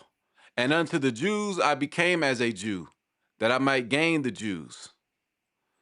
You Yeah, know, you get kind. that. You had the one earlier when you said he was a Jew. Kind. That's true. All right. Go ahead. Kind. This is if I could, it would bother me if I don't read it later. No problem. You get it But on. in Revelation 7 and 9, where it talks about a great multitude, the Mm-hmm. Christians like to use that and say that that's of course talking about all nations. But in Second Esdras 3:16, it says, "And unto him thou gavest Isaac, and unto Isaac also thou gavest Jacob and Esau. As for Jacob, thou didst choose him to thee and put by Esau. And so Jacob became a great multitude." So even that That's terminology, kind. standing precept, though. That's out, and it's you know what it means when it said put by Esau, meaning passed him by. Mm, Like Esau was shelved. He was put to the side. mm, Even though he was the eldest son, he was put to the side. He was passed over. You get my mm. point. Kind, sir. That's a perfect precept for that. Everyone should have written that down because that's a perfect all nations precept. Where is it at again? Second Esdras 3:16 through 17. That's a good one. Keep Kind, going. sir. Kind, sir. Romans 11:11. Mm-hmm. I say then, have they stumbled that they should fall? God forbid. But rather through their fall, salvation is come unto the Gentiles, Mm-hmm. for to provoke them to jealousy. For to what? Provoke them to jealousy. For to what? Provoke them to jealousy. For to provoke them to jealousy. Keep going. Now, if the fall of them be the riches of the world, Mm-hmm. and the diminishing of them the riches of the Gentiles, Mm-hmm. how much more their fullness? Let's deal with the jealousy part first. Precept for jealousy. Because Kind, thou hast driven me to jealousy with gods that are not gods. I shall drive you to jealousy with a people that are not a people. That are not a people. So many people, so many fake Israelites and Christians, you do not understand this precept, though it's in front of your face. Why? Because you're blind. Is there a such thing as Allah? Is Allah a God? No, he's not. Is Jesus a God? No, he's not. Is Mary a God? No, she's not. She's not a God. And guess what? Because we worship gods that are no gods, now we're going to be jealous with a people that are not a people. Are Mexicans a race of people? Who wants to blow my mind with the answer? mm. No. Mexicans can't be a race of people. Who is the president of Mexico right now? Anyone want to know? Let me see. Yeah, somebody groped her and grabbed her breast and her butt last week. Good night. They groped her. The president of Mexico is a Jewish woman. Good She's night. a Jewish. And you know what? And you know what? When she signs a piece of paper with her nationality, what does she write down? Thaba one. Mexican. Yeah, Mexican. So does that mean she's the same people that are crossing the river, the Rio Grande River, to come over here and pick corn and pick tomatoes? Mexican is not a race. That's not a race. You know who's Haitian? The white people that live in Haiti who have all the money, they're Haitian. You know who's an American? George Washington and me. Now, do you Right. think me and George Washington are in the same race? American is not a race. It's not a race at all. It's not a race. It's a country, a place. So now here we are. You're going to be made jealous by the people who are not a race of people, because you are the same people as the Gentiles. They're not a race. They're not a race of people. The Chinese are a race. The Japanese are a race. The East Indians are a race. You're going to be made jealous by La Raza, and they're not a race. They're the same as you. They're the exact same people as you. They're not another race of people. They're the same as you. The same way Jesus is not God, the Mexicans are not another people. They're not a race. They're you. And you're jealous by you. You know another precept for this? The prodigal son. Prodigal son is about this very thing. We're made jealous now because put yourself in the Jews' seats back in Jerusalem. You're the Sadducee and the Pharisee. You're the chosen people of God. You're the only ones, the tribe of Judah, the Jews. Then one day you start hearing that God is going to throw you away. Jesus Christ goes out in the street and says, you're going to be cast out into utter darkness. You're going to be thrown away. Jesus Christ said the destruction of the temple is coming. He said there will not be one stone upon another. Jesus Christ is prophesying the destruction of the chosen people of God. He's saying it. And now you know you're going to fall. But now, because you have fallen, the other Israelites who fell long before you can come back. So you can be made jealous by this people who are not even a people. They're you. They're the same as you. They're not another race. They're you. And it's going to make you jealous. Why? Because you're going to see your own people prospering under God's covenant without you. You want me to give you another precept? The rich man who prospered, who had money, who wore purple every day. He dressed in purple. And there was a man named Lazarus who laid at his gates every day. He would walk over Lazarus. Lazarus had sores all over his body, and dogs licked his wounds every day. That was the only comfort he got. Finally, when Lazarus died, he went to Abraham's bosom. What's in Abraham's bosom? The covenant that we all want. To be the chosen people of God. To rule the earth under God's protection. The rich man who wore purple when he died, he went into a hole in the ground and suffered. And you know what he said? Lazarus, come to me. Lazarus, come get me. He was jealous of Lazarus. Lazarus was living in the condition he wanted with God's protection. Lazarus said, you're not going to change even if I come. You didn't change for the prophets. You didn't, and you won't change even if somebody comes back from the dead. You would still change. That's the same thing. Who is the rich man in purple in this parable? The Jews. The Jews are the rich man in purple. Who is the poor man with sores? The northern kingdom. The people thrown away and suffering. The Hispanics.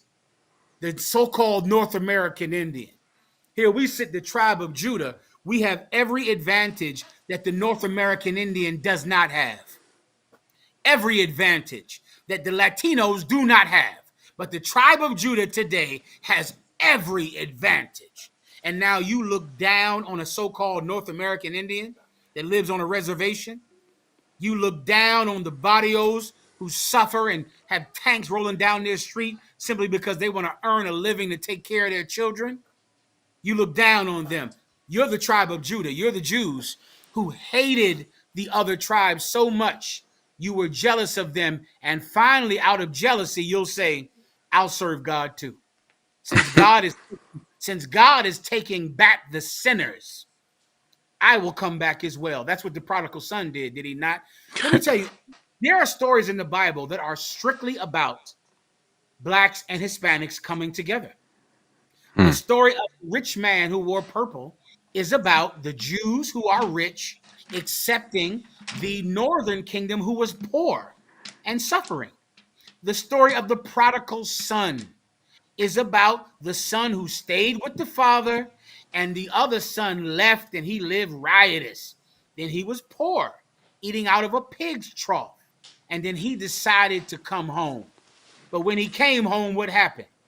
The son who never left said, Father, you never gave me a ring. Father, you never killed the calf for me.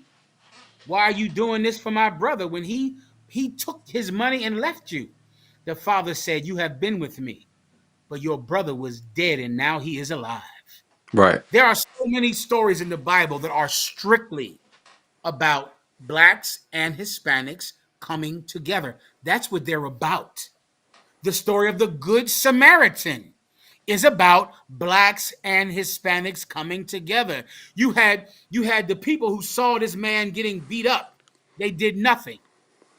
Then a Samaritan came by and helped him. Well, who is your brother? Who is your brother? The one that helped you. The Good Samaritan. What is Samaria? Samaria is Israel. The part of Israel that was the northern kingdom. That's Samaria. You put all these precepts together with the wild olive tree. The whole point is blacks and Latinos coming together, unifying. Go ahead and read. Kind. Back in Romans 11 and 12. Now, if the fall of them be the riches of the world, and the diminishing of them the riches of the Gentiles, how much more their fullness? If when they fall, the world gets rich because they were the chosen people of God. Now the whole society gets rich because now we share in being the chosen people of God like we did in the past. And now the Gentiles get to get their fullness. They get to have some money. They get to have God's protection because God needs a people. He needs to have someone to champion his word. So now he brings back everybody. Now that we're all equal in sin, we all can be equal in our attainment of grace. So now everyone comes back who at one time was thrown away. Well, that must mean that the Jews are something special, which is what Paul is trying to teach the brothers who are Gentiles, meaning the brothers in Galatia, in Corinth, in Rome. Paul was sent not to Jerusalem, but he was sent to cities where Israelites were living as heathens. Israelites were living as Gentiles to convert them back to the belief of their forefathers. Continue. Kind. Verse 13. For I speak to you Gentiles, inasmuch as I am the apostle of the Gentiles. Now, Paul just said he was an Israelite. He said that in this same chapter.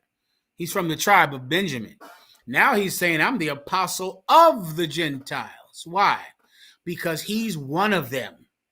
He's one of them, and his job is to unify the nation of Israel, to get the brothers and sisters who for 600 years have thought that they were Thessalonians, Corinthians, Romans, Ephesians, and to teach them that they're actually the chosen people of God by ancestry. They've been living in a strange land. They've taken on the customs of that other people. They've been Gentiles according to their flesh, living like heathens, acting like heathens. But they can come back now because of grace. And now follow the God of Abraham. Follow the God of their forefathers. Continue. If I may, sir. Okay, correct me if I'm wrong, sir, but I almost find it poetic that going back to the statement you made about Paul when he said that he was a Jew, like he was of like a certain class. They didn't call themselves Israelites, but the Lord using someone who would have in time past looked down on the other tribes. He's using him like to get them. Brother, Yes. what you're saying is the truth, Abawan. Go ahead. Were you finished? Yeah, that was it, sir. I think it's poetic almost. Let me tell you, that's what must happen. Let me tell you, if you are a black man, you're from the tribe of Judah, right?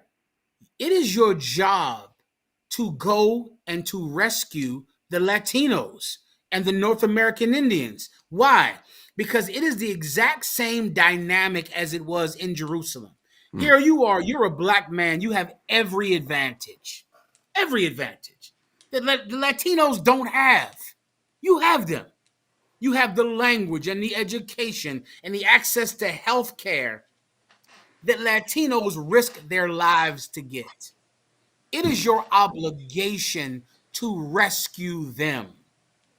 That's your obligation. You have to do it. Without doing it is in essence, your pride is keeping you from connecting to your brothers. Paul did it.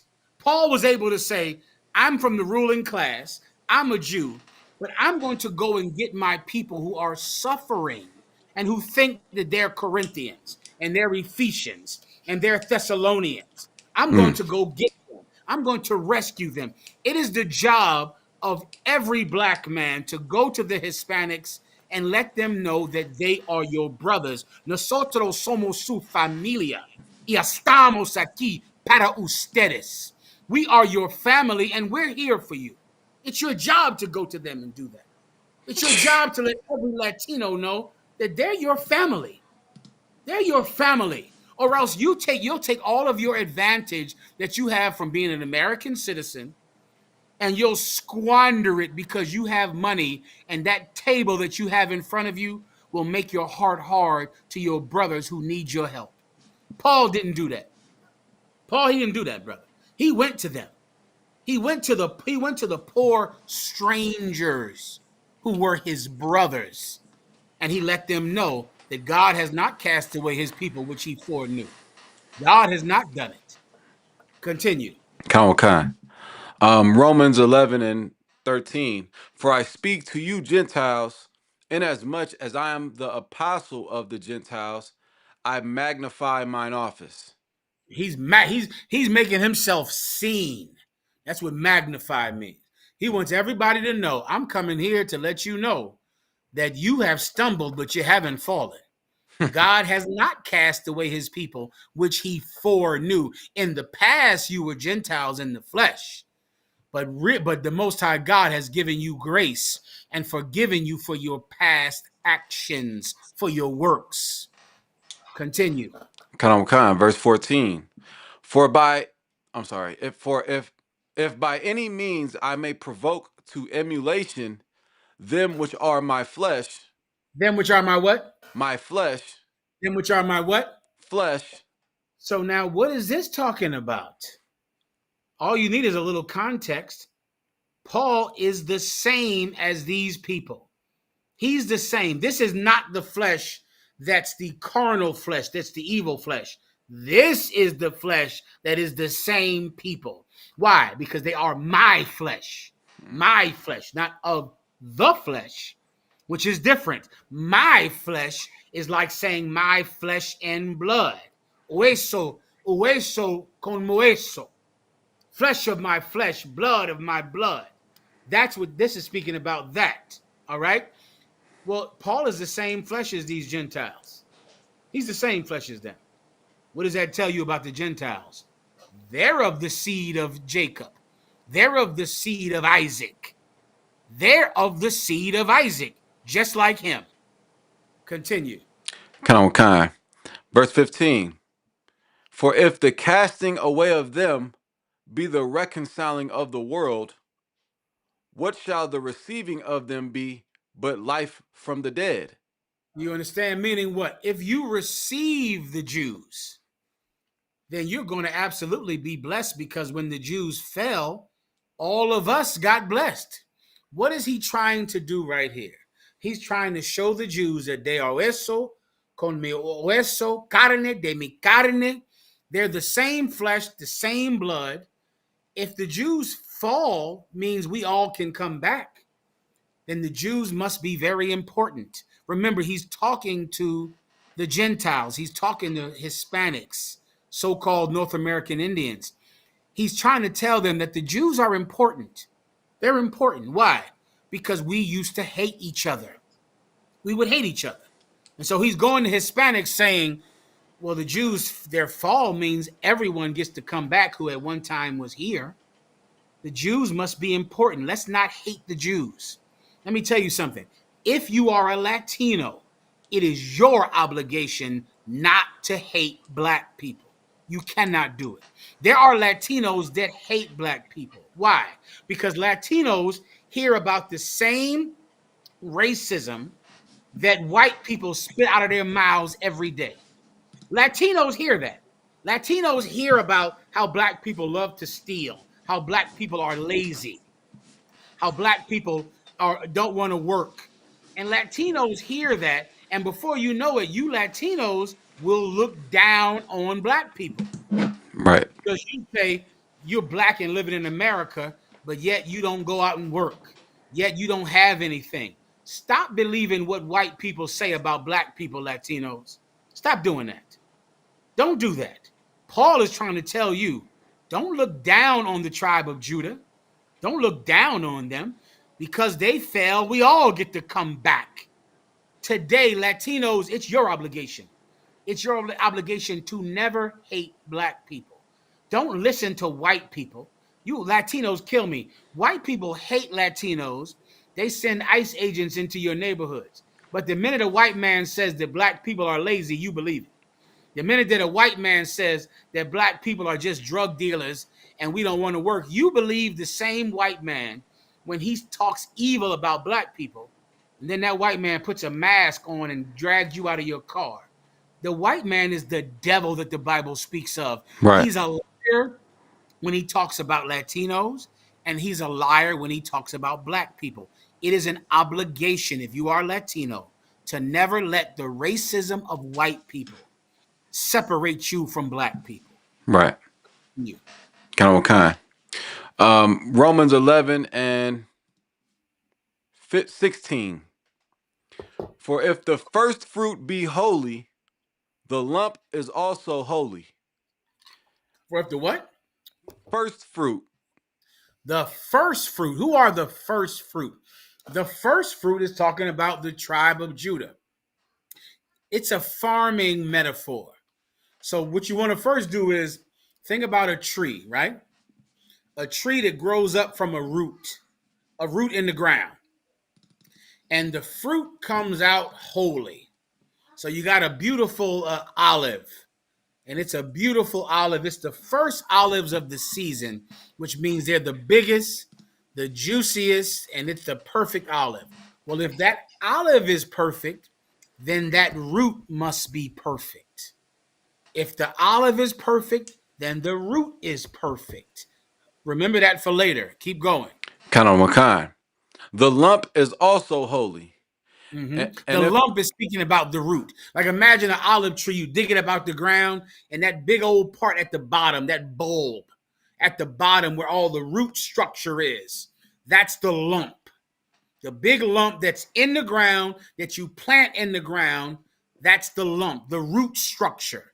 Well, if the roots are holy or the lump is holy, then the fruit is holy. If the fruit is holy, then the root is holy. Keep going. kind. And if the root be holy, so are the branches. And if the root is holy, which is the lump, then the branches are also holy. All you need to do is focus here, and you will see that we are not talking about another people because we are all from the same tree. The lump is holy. The olives are holy. The branches are holy. It's the same tree. It's the exact same tree. It's not a different family tree. It's the same tree. The fruit, the root, the branches, it's the same. Gentiles and Jews are the same people in the Bible. Some of them are the olive, some of them are the branch, some of them are the roots. The whole thing is the same. Gentiles and Jews are the same. They're the same family tree. Continue. Kind. And if some of the branches be broken off. Now here we go. Now listen carefully. Some of what kind of branches? Are oak trees branches? Pine trees branches? if some of this branch that comes from that same holy fruit, the same holy root, the same holy lump, if a branch gets broken off from that same tree, keep going, And thou, being a wild olive tree, and you being a what?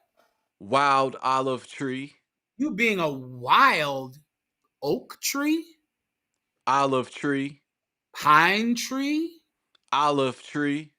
you're an olive tree. You're the same as the tree.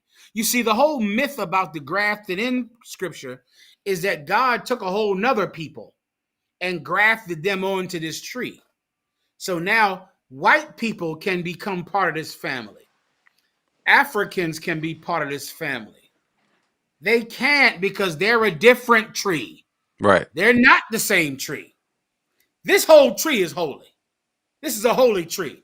So if a branch breaks off and there's another holy tree over there, it's the same as this tree. They're both olive trees, but the difference is this tree is wild. What do I mean when I say wild? Instead of this tree being raised on the farm, tended to by the gardener, pruned and cultivated, this is an olive tree that's raised off the farm. It's wild. It does what it wants to do, but it's holy because it's the same tree, but it's just not kept by the gardener. What's the wild olive tree? The northern kingdom. Why? Because they were separate from this tree for 600 years. They're the same tree. They're all holy. The fruit is holy. The branch is holy. The root is holy. So if a branch breaks off and I go get a wild olive tree, that wild olive tree is still holy. Right. I take it and I join it to this tree.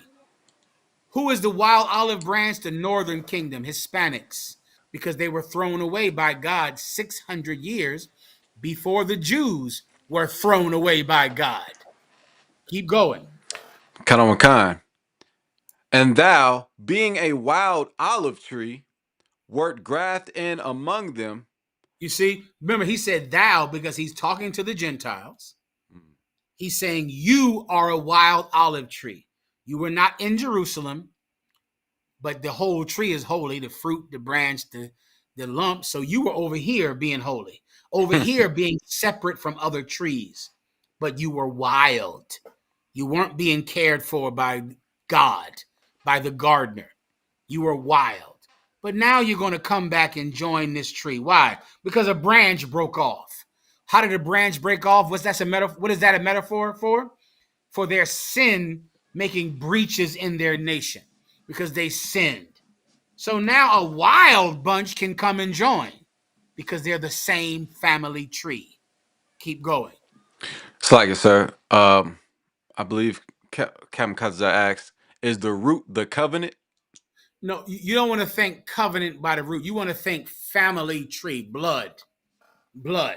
You want to think more like this. The Israelites from the past, that's the root. Abraham, Isaac, Jacob, they're the root. The tree is the whole nation. The branches are the different families like the Sadducee and Pharisee and the different families on this tree. Well, some of these branches broke off because the Pharisee and the Sadducee were terrible sinners, just like the northern kingdom were terrible sinners. So this family broke off. Now I can go get a whole wild olive tree and join it. This olive tree at times past would have been too wild to join this tree. But the Sadducee and Pharisee, hell, they were wild too. They were sinners. So now I can go get another branch who is not from the farm. I can join them to this tree because we're all olives. We're all olive trees. We're not a different type of tree. So I can join it to the olive tree. Keep going. Kanamakan. Romans 11 and 17. And if some of the branches be broken off, and thou, being a wild olive tree, wert grafted in among them, and with them partakest of the root and fatness of the olive tree. Partakers of the root and fatness. What's the root and the fatness? Meaning, because I'm an olive tree, but I was a wild one out there in the forest, I can join unto this good, cared for tree. The root and the fatness is Abraham, Isaac, and Jacob. Is the family at the root. So now I'm part of the covenant, going to Katazar's question. I'm part of the covenant because now I'm part of Abraham, Isaac, and Jacob. So you can do it like that if that's what you meant, Katazar, right? You're part of Abraham. The root of this family is Abraham, Isaac, and Jacob. These olive branches that are wild, they weren't partaking in that because they were off in Assyria eating pork and eating shrimp and doing God knows what. But the Pharisee dropped off. That branch broke off. The religious leaders broke off because they're sinners. Now the wild tree over there in Samaria can come back home because they're all part of the same tree. All right. Keep going. Okay. Verse 18. Boast not against the branches, but if thou boast, thou bearest not the root, but the root thee. You understand that? When you come back into this tree, don't boast against the other families in this family tree. Meaning what? Don't think that you're better than black people, Latinos. That's another curse in our nation. Latinos think that they're better than niggers. Why? Because of white racism. Latinos hear white racism every day. They hear it. Latinos have colorism too. Latinos look down on darker skinned Mexicans and on darker skinned Puerto Ricans and on darker skinned, Panamanians or Dominicans. That's from white racism. Don't believe white racism. Don't hate us simply because white people hate us. Don't boast against the branches. That's what that's talking about. When we come together, a Latino could think that they're better than black people because white people have taught the planet that black people are garbage. Don't believe it. Don't listen to their racism. You come back into this family and be part of us. We're all niggers now. We're all spics now. Right. We're all hated. All of us are hated. I remember, let me tell you how ridiculous blacks and Latinos hating each other is. Do you know that there were laws about a year ago outlawing the shiesty mask? Who knows what a shiesty mask is? Oh, Bun, do you know what that is? Count Number on one. kind, sir. Look, type in your phone, put it up on the screen, and tell me if cities pass laws outlawing shiesty masks. This is how terrible the hatred of blacks and Latinos is when they hate each other. I remember it so clearly, brother. It was about 3 months before Donald Trump became president. And there were cities all over the country that hated to see young niggers wearing a mask. Do y'all have that out in Los Angeles as well, in California? I'm pulling up the map, bro. Let me see. Can't Oh, recall. I know everyone else online knows what I'm talking about. Before Donald Trump became president, the most evil thing in the world was a YN wearing a mask. I mean, cities were passing laws saying that you could not wear a shiesty mask. You couldn't wear it. They passed laws. What do you have right there in Yeah, front of me? it's this is the by state, the states that have an anti-mask laws as of 2025, and California Let is one me of them. see. It's California, the state of California, before ICE agents, they passed the law stopping every YN from wearing a mask. Every YN. Give me some more states. Is Chicago up there? I see Minnesota, New York, Connecticut, New Delaware, York. DC. No, New York had a law where you could not be a YN wearing a mask. Give me some more states. Florida. Florida, you could not be a young nigga, a YN wearing a mask. They made it illegal. So if you were a young nigga wearing a mask, a YN wearing a mask, you would be arrested for that. And every state said, you're right. We cannot have these YNs wearing these masks. It's terrible. It's horrible. We can't allow it. What happened 3 months later, brother? Donald Trump became president.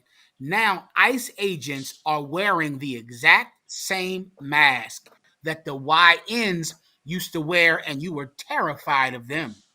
You hated them. Now ICE agents wear them every day. And they snatch you out of your car, and you don't even know their badge number or their face to sue them. This is what I'm talking about. Anybody who thought, yeah, we can't let these YNs wear a mask, this is terrible because these young niggas is out here committing crime. They're carjacking people. Now you're still getting carjacked by a man in a mask, but he's white, and there is no law against him doing it. There is no one to stop him from doing it. We cannot hate each other. Latinos, stop believing the racism of white people, thinking that black people are criminals and that black people are terrible. That is white racism. That's white racism. All of our people, we suffer and we commit crime because we're in poverty. Black people are in poverty and they're on drugs, and we are suffering and we are dying. And because of the suffering and the dying, sometimes we commit crime. Sometimes we commit a crime because we're suffering and we're dying. And you remember that. But tenemos un enemigo común. Y cuando nos unimos, nuestros adversarios caerán. Remember this and don't forget it. We have a common enemy. A common enemy. And when we come together, our enemy will fall. Right. It's going to happen. Don't ever let anyone divide us. If you're black, don't ever let anyone tell you that you can't let Mexicans come over here. They're going to steal your jobs. White people don't want you to have the job. Don't you see the Supreme Court said that? White people don't want black people to get the goddamn job. Hispanics aren't taking your jobs. Robots are. The federal government is taking away your job. Don't ever hate Latinos because you think they want your job. And Latinos, don't ever hate black people because white people said that we're no good. Don't vote against the branches. Don't hate each other. Continue. Kind. Verse 19. Thou wilt say then, the branches were broken off, that I might be grafted in. You read that one more time. Kind. Thou wilt say then, the branches were broken off, that I might be grafted in. So what might the Hispanics say? They might say that these rich, affluent Judites, or these Judites that had more opportunities than me, they broke off so I could come back. Meaning, once again, niggers ain't shit. And so that's why I got to come over here. I'll give you the term they always say. Donald Trump said it. Donald Trump one time said, the people from the inner cities won't work these jobs in the fields. So we have to bring in Latinos because the people from the inner cities won't work these jobs. If you can look that up, that's a quote from Donald Trump. That's that same racism, like niggers don't want to get out there in the fields anymore. They don't want to work. So we need Latinos because niggers don't want to work. That's a goddamn lie. Right. That's why the minute Uber came up, every black man became an Uber driver because niggers want to work, but white people don't want to hire us. They can't stand hiring us. They work the entire system in America to stop you from getting a job. Then they pass laws in the Supreme Court to make sure you don't get a job. And yet Latinos will hear, well, niggers don't want the job. That's a lie. That's not true at all. That's not true, and don't you believe it. You might think that black people, who have opportunities have fallen so you can come in and take their place. Keep going. Kind. Verse 20. Well, because of unbelief they were broken off, and Read that again. Kind. Because of unbelief they were broken off. You see that? The reason that they were broken off is because they didn't believe. That's the problem with the tribe of Judah. Not because they don't want to work or they're no good or they're just born criminals. It's their lack of belief. Belief in what? Belief in God. That's the problem with the tribe of Judah. Their lack of belief in God. They believe in oppression. They believe in slavery. They believe in that. But they don't believe in God. They believe in the Christian church. They believe in that. And that's why we fell. Not because we don't want to work or God has no value in us. We didn't find enough value in God. Now you remember that, because if whoever does that of any tribe, the same will happen to all of us. We all have to believe in God this time. We're all getting another chance. This time we have to believe. Continue. Come. And thou standest by faith. Thou do what? Standest by faith.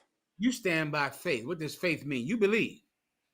You believe. That's us right now. Here we are right now, being Americans and Mexicans and people who are not part of the Commonwealth of Israel, but we believe now. The people of the past, the Jews of the past, who didn't want to be Jews, they wanted to be Romans. They wanted to worship Baal.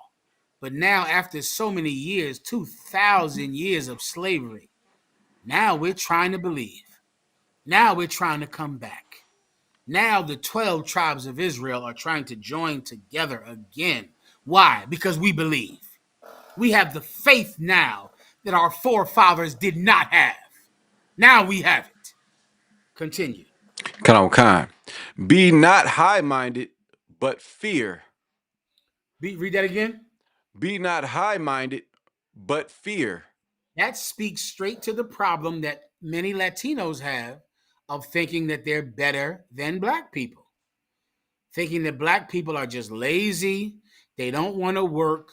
Don't you be high-minded, you better be afraid. Right. Because if you don't have faith, America will destroy the Latinos too. America will destroy every tribe that lives here long enough. You know what the problem with black people is? We've been here too long. We've just been here too long. And any work ethic and honor that you see in Latinos is because they just haven't been here long enough. But the minute that you're here so long, you become just like white people. You Right. become just like them. You start worshiping their God, serving their decadent culture.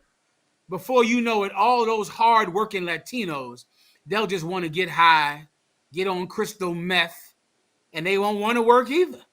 They won't want to care about their families once they've been here long enough as well. Don't be proud. Any weakness that you see in black people is simply because they didn't believe enough. They didn't believe. They became just like the oppressor that God told them to never join. And the same could happen to any one of the 12 tribes. Keep going. Come. Verse 21. For if God spared not the natural branches, take heed lest he also spare not thee. You better be careful. You better be careful. Tenemos un dolor profundo y el alcohol y las drogas no te adarte a olvidarla. Meaning we have pain, profound pain, that drugs and alcohol does not help you to forget. It doesn't help.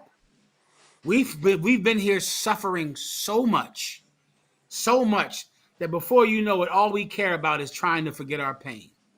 Now, Latinos, if you come here and if you're here forever, suffering under this hell, suffering under the religions of this world, suffering under the racism that you see happening right now with ICE, before you know it, they'll call you lazy too. They'll call you no good and shiftless too. They'll do the same thing to you. You better come together with black people. You better Right. come together with the tribe of Judah and don't boast against them. And Judah, don't let these Latinos make you angry. Keep going. Come. Verse 22.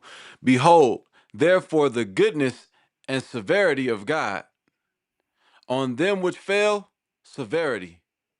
But toward Therefore, thee, the goodness and severity on God. For them which fell, severity. If you sin against God, you're going to be destroyed. You're going to get wiped out. You're going to be a byword and a YN that every city makes a law stopping you from wearing a mask, not knowing that ICE agents are about to wear the same mask and rip you out of your car and rip your child out of daycare. Keep going. on them which fell, severity. Mm-hmm. But toward thee, goodness, if thou continue in his goodness, otherwise thou also shalt be cut off. That's what I just broke down what Paul is trying to say.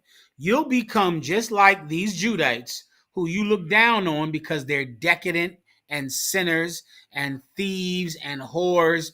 And here you are coming from Mexico, from Reynosa, Tamaulipas, like my warrior out there, mi carnal de Reynosa, Tamaulipas, out there, Yashikar, Bun Yashikar, man. The brother, I'm trying to learn Spanish from him. I accept his correction on all of my errors. Estoy aprendiendo español para ti. Porque la amos de la todos los latinos. I'm trying to learn Spanish because I love every Latino. So I'm trying to learn it. And mi carnal de Reynosa, Tamaulipas, Yashikar, he's the one that has endeavored to teach me Spanish. And I'm trying to learn it because I love you, because I love the Latinos. And that's what we have to do for one another. We have to do that. We have to give up our pride and our hatred and the learned hatred that the white man has taught us to have for each other. And we have to care about one another. Yo te apoyo, to me apoyas. I'll take care of you, you take care of me. And because of that, we'll be one nation, formed together again, healed together again, grafted together again, with one king over us all. Keep going. Come on. Verse 23. And they also, if they abide not still in unbelief, shall be grafted in, for God is able to graft them in again. For if thou were Graft them in when? again, What does that mean? What is that talking about? right? Why does it say graft them in again? I know the Christians never saw again right there. They never noticed it because they're blind. Well, you see, Christians, they were there before. They were there before. They were the people that God foreknew. That's why it said grafted in again, because they were already there. They were there before. But they were the fruit that was holy. Now that fruit grew wild, grew somewhere else. But it's still an olive tree. Do I need to do this? Okay. Tell me if I can graft an orange tree to an olive tree. Tell me that. Can someone look that up, Thaba One? Can you do that? Come on, sir. Tell me if I can I just want to graft in a whole different kind of tree to an olive tree. I haven't even looked this up yet, but you know, I got a little common sense under Commander General Yahana. Can I just want to grow I want to mix an apple tree with an olive tree. Can I do that? No, sir. That's a shocker. I'm shocked. Go ahead and read what you see. It's just showing me. It's basically they just saying that it's not possible. They're just It's saying not. It's possible. not. It's not, warrior. You cannot graft a whole different kind of tree into an olive tree. If you're going to graft a branch from a tree onto an olive tree, guess what, farmers out there? It has to be the same kind of tree. It has to be an olive tree. You see, it's the same tree. It's not a different family tree. It's not another race. The entire reason that you can graft it in is because it's the same kind of tree. Right. They're all olive trees. The fruit is holy. The branch is holy. The lump is holy. The fruit once you take the fruit from an olive tree, you might grow it out there wild, grow it out somewhere else. It's still that holy fruit that came from that holy lump, that came from that holy root. And one day I could take it and graft the branch of it back onto the tree again, again, again, because it was on that tree to begin with. That's all I can do for you. You get the, I'm making it simple enough. The Come on, grafted kind. tree is the same kind of tree. It's the same branch. It just was raised somewhere else. It was raised in Ephesus, in Corinth, in Rome, but it's the same holy olive tree. Keep going.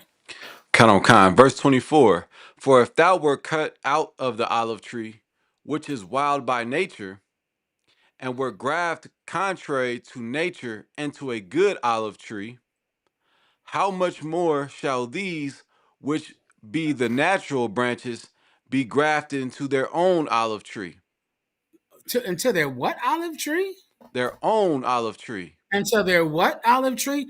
Okay, now let's run down the scenario just now. You're going to read it slowly, Yes, sir. and I'm going to try to show Christians this is talking about the exact same family who was broken off from each other, right? Broken off. When did that happen? When were these branches broken off? During the time of King Solomon's son, Rawbon. Or was it Jeroboam? Rawbon and Jeroboam. Those were Solomon's sons, and the nation was ripped from them. One of them was Solomon's sons, right? Count kind. Because King Solomon had sex with women who were not of his people. The nation was rent from him. Ripped from him. That's when the olive tree was snapped off and it was planted somewhere else. And it grew up wild. Now read it again slowly and I'll break it down. Go ahead. Count on kind. For if thou wert cut out of the olive tree, which is wild by nature, You were living in a wild olive tree and you were wild by nature. What does it mean to be wild by nature? I gave you the answer already in this class. You are by nature wild. Nature. Someone give me this answer. Nature. It's your nature to be wild. It is your, I'll give you 10 seconds to answer this question right, or else no one is paying attention and I'm wasting my goddamn time. type in your comments. Type it in your comments. It is your nature to be wild because you are wild according to, come on, 10, 9, 8, 7, 6, 5, Type it 4, in. 3, 2, 1. You are wild according to your flesh. Right. That's wild by nature. There you go. Flesh and works, Princess Kanawa. That's the olive tree, wild by nature. They do things according to what their body wants. They do whatever their penis wants, whatever their vagina wants, whatever their stomach and mouth wants. You're wild by nature. You do things according to the flesh. In times past, you were Gentiles according to your flesh. You were wild by nature. Your whole life was just you doing whatever comes naturally. You didn't do what God told you to do. You did whatever comes naturally. I don't want to hear anybody telling me they were born gay. I was born gay. Nigga, you're supposed to change how you were born. That's what God said. I was born to kill people. I was born to steal. I was born to sell drugs. I was born like that. I'm supposed to change. You were born gay. You're supposed to change the nature of your birth. That's your obligation. You're not supposed to stay the way you were born. You were born selfish. You were born, you didn't care about anyone but yourself. That's how you were born. David said, in sin was I conceived. My mother conceived me in sin. I was born in sin. If you're born gay out there, then that is what you are not supposed to stay. Right. You're supposed to change your nature. That's your job. Well, these people, when they were out there living in Corinth, living in America, living in California, living in Mexico and Haiti, they just did what came naturally. That's all they did. That's how they were. Keep going. Kind. For if thou wert cut out of the olive tree, which is wild by nature, and were grafted contrary to nature into a But now good. you're put into this new tree that is contrary to nature.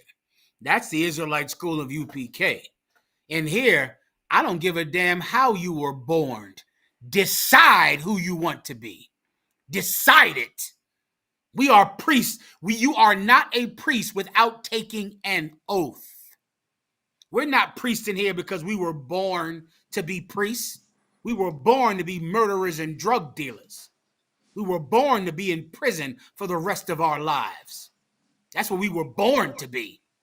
But you are not a priest without an oath. We took an oath. We made a promise to God to be better than we were born.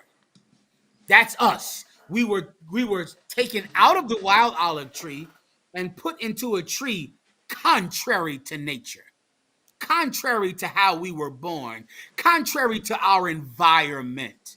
I'm not my neighborhood anymore. I can't be my neighborhood. I can't be me Vadio or my Reza or the Rez. I can't be my block. That's how I was born. I have to be contrary to how I was born. That is my obligation and my duty, and I took an oath to do it. Continue. Kind. How much more shall these, which be the natural branches, be grafted into their own olive tree? If the Jews decide, I'm going to change, I'm going to be different. I was born in Jerusalem, and I have strayed from the commandments of God. But I'm going to be better, my God. Then you're going to have 12 tribes serving one God, having one king. You'll have the ones who were raised far away, who were wild, come back. And you'll have the olive branch who was born there. He will repent. He will change. And he will come back. Now you have 12 tribes. Las 12 tribus de las nación de Israel. Now you have the 12 tribes of the nation of Israel. The ones who were Jews living in Jerusalem, they sinned. They're coming back. The ones who were living in America, worshiping wolves and buffaloes and worshiping the sun, they're going to come back too. Now you have one nation, one God, one king, the 12 tribes of Israel. Right. Continue. Kind. Verse 25.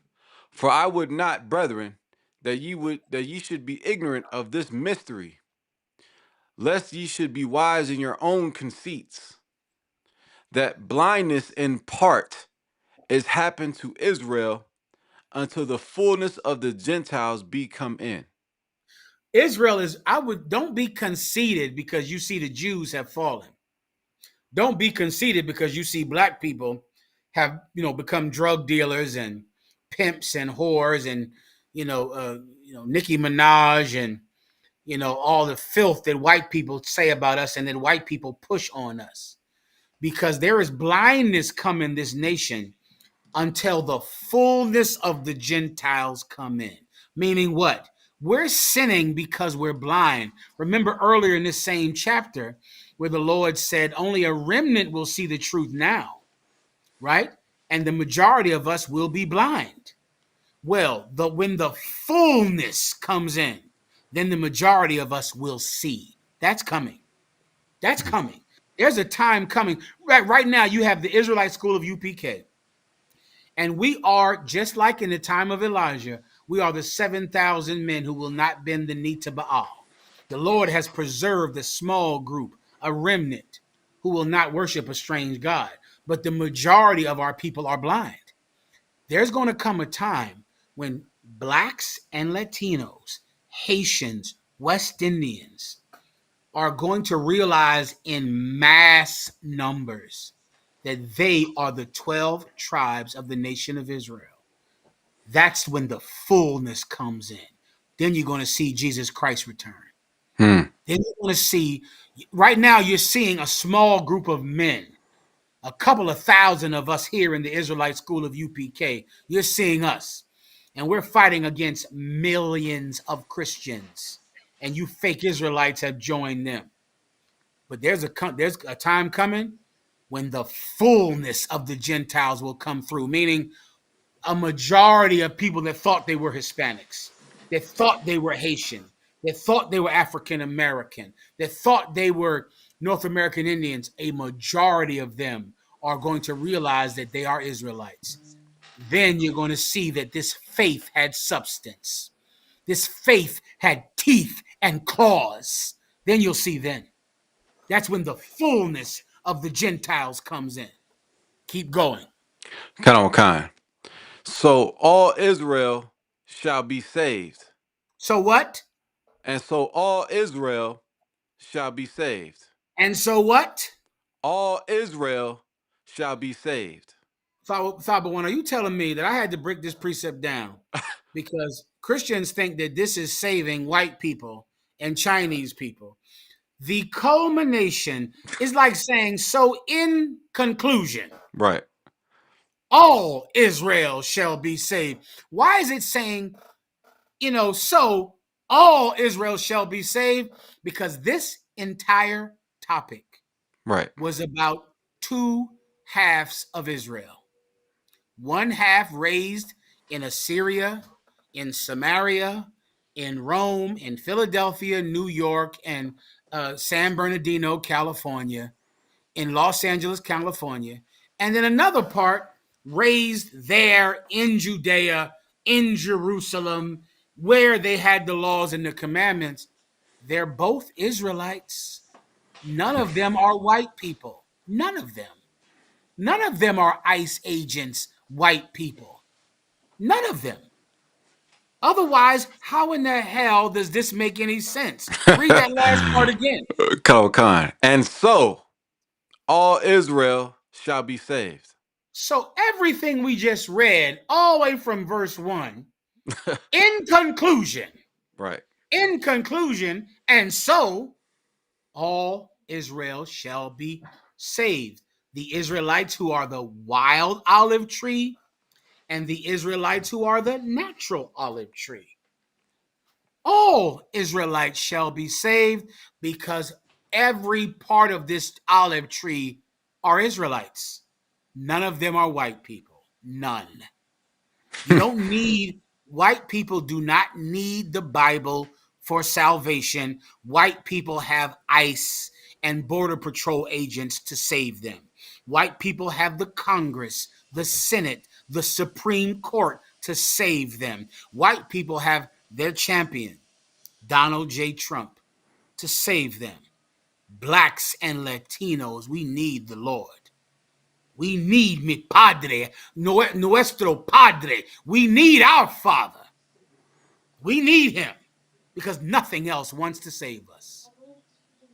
Anything else? Kind. Last part.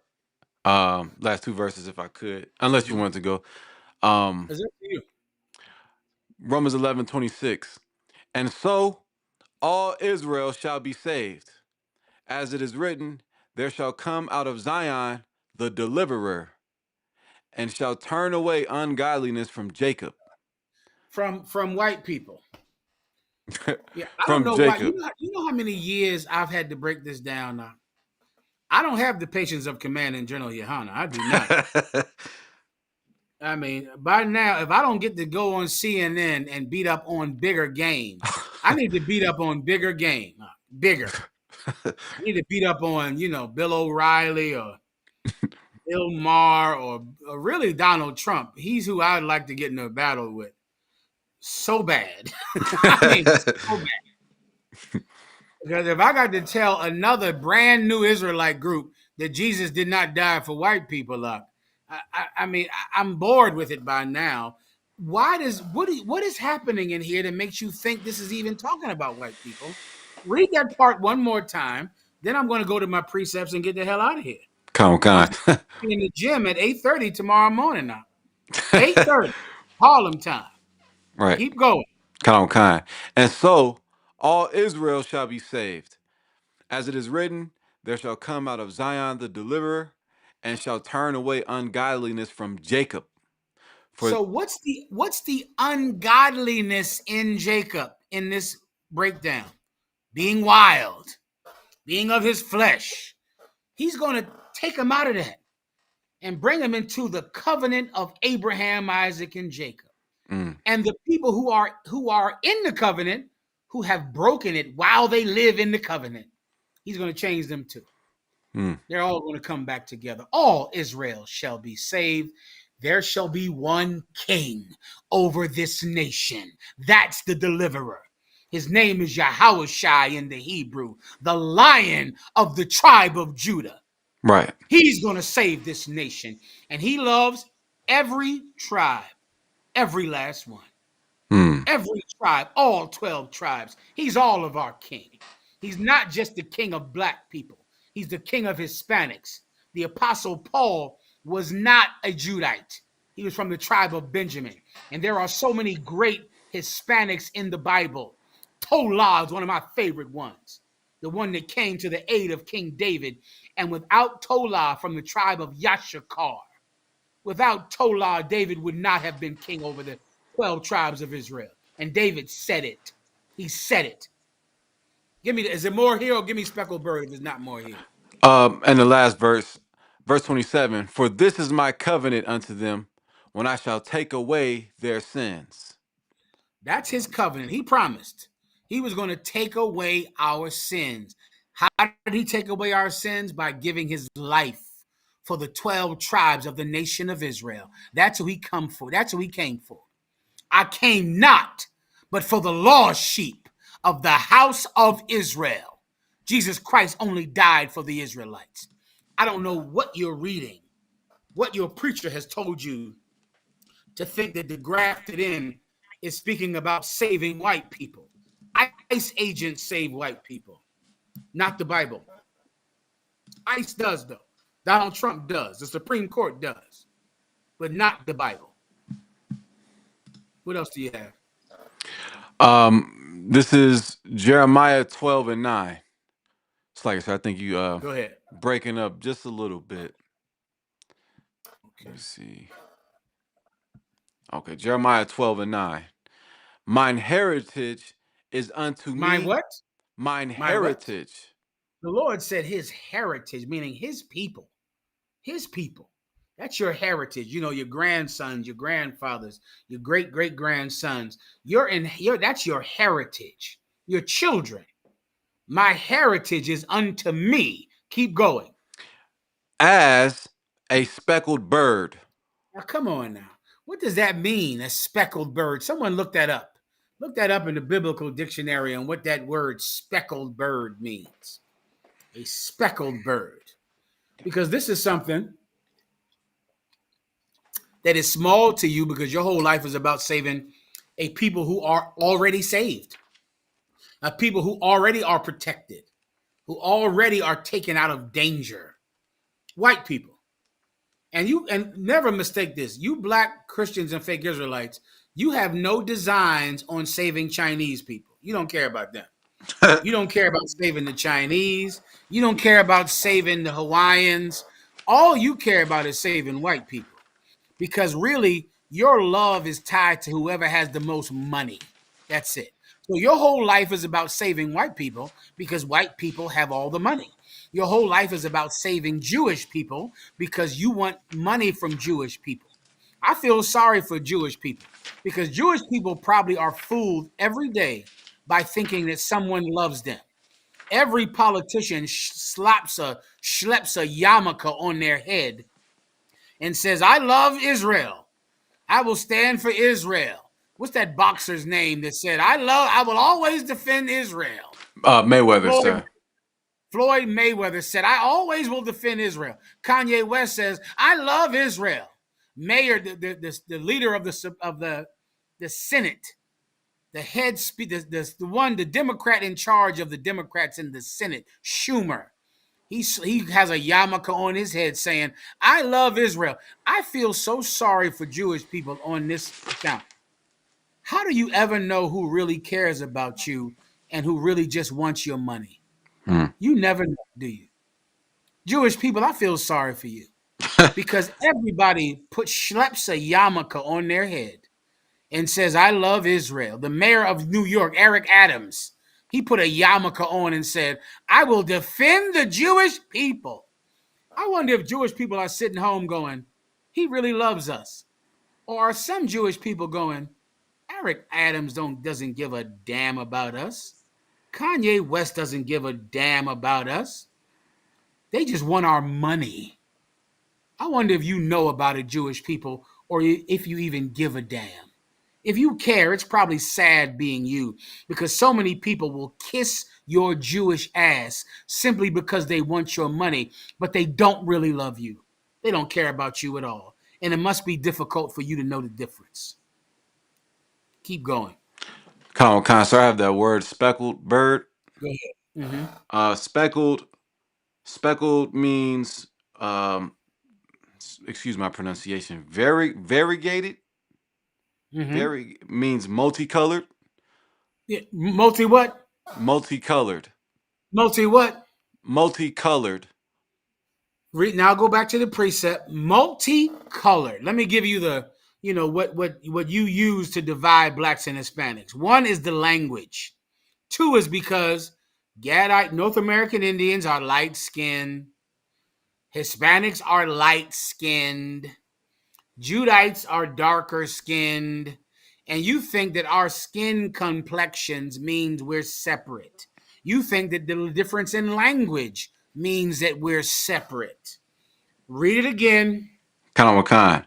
It's like it's Jeremiah 12:9. Mine Mm-hmm. heritage is unto me as a speckled bird. You see, the Lord's children come in different shades of brown. You have some very light-skinned Judites and black people, some very dark-skinned. You have some dark-skinned Latinos. You have some dark-skinned North American Indians. You have some light-skinned Latinos, some light-skinned North American Indians. And we all sit and look at each other like we're different. Like we're different from each other. But I've never heard of a blonde-haired white man saying that a brunette-haired white man weren't the same. Some white people have red hair. Some have freckles. Some have blonde hair. Some have brunette hair. They're all the devil, all of them.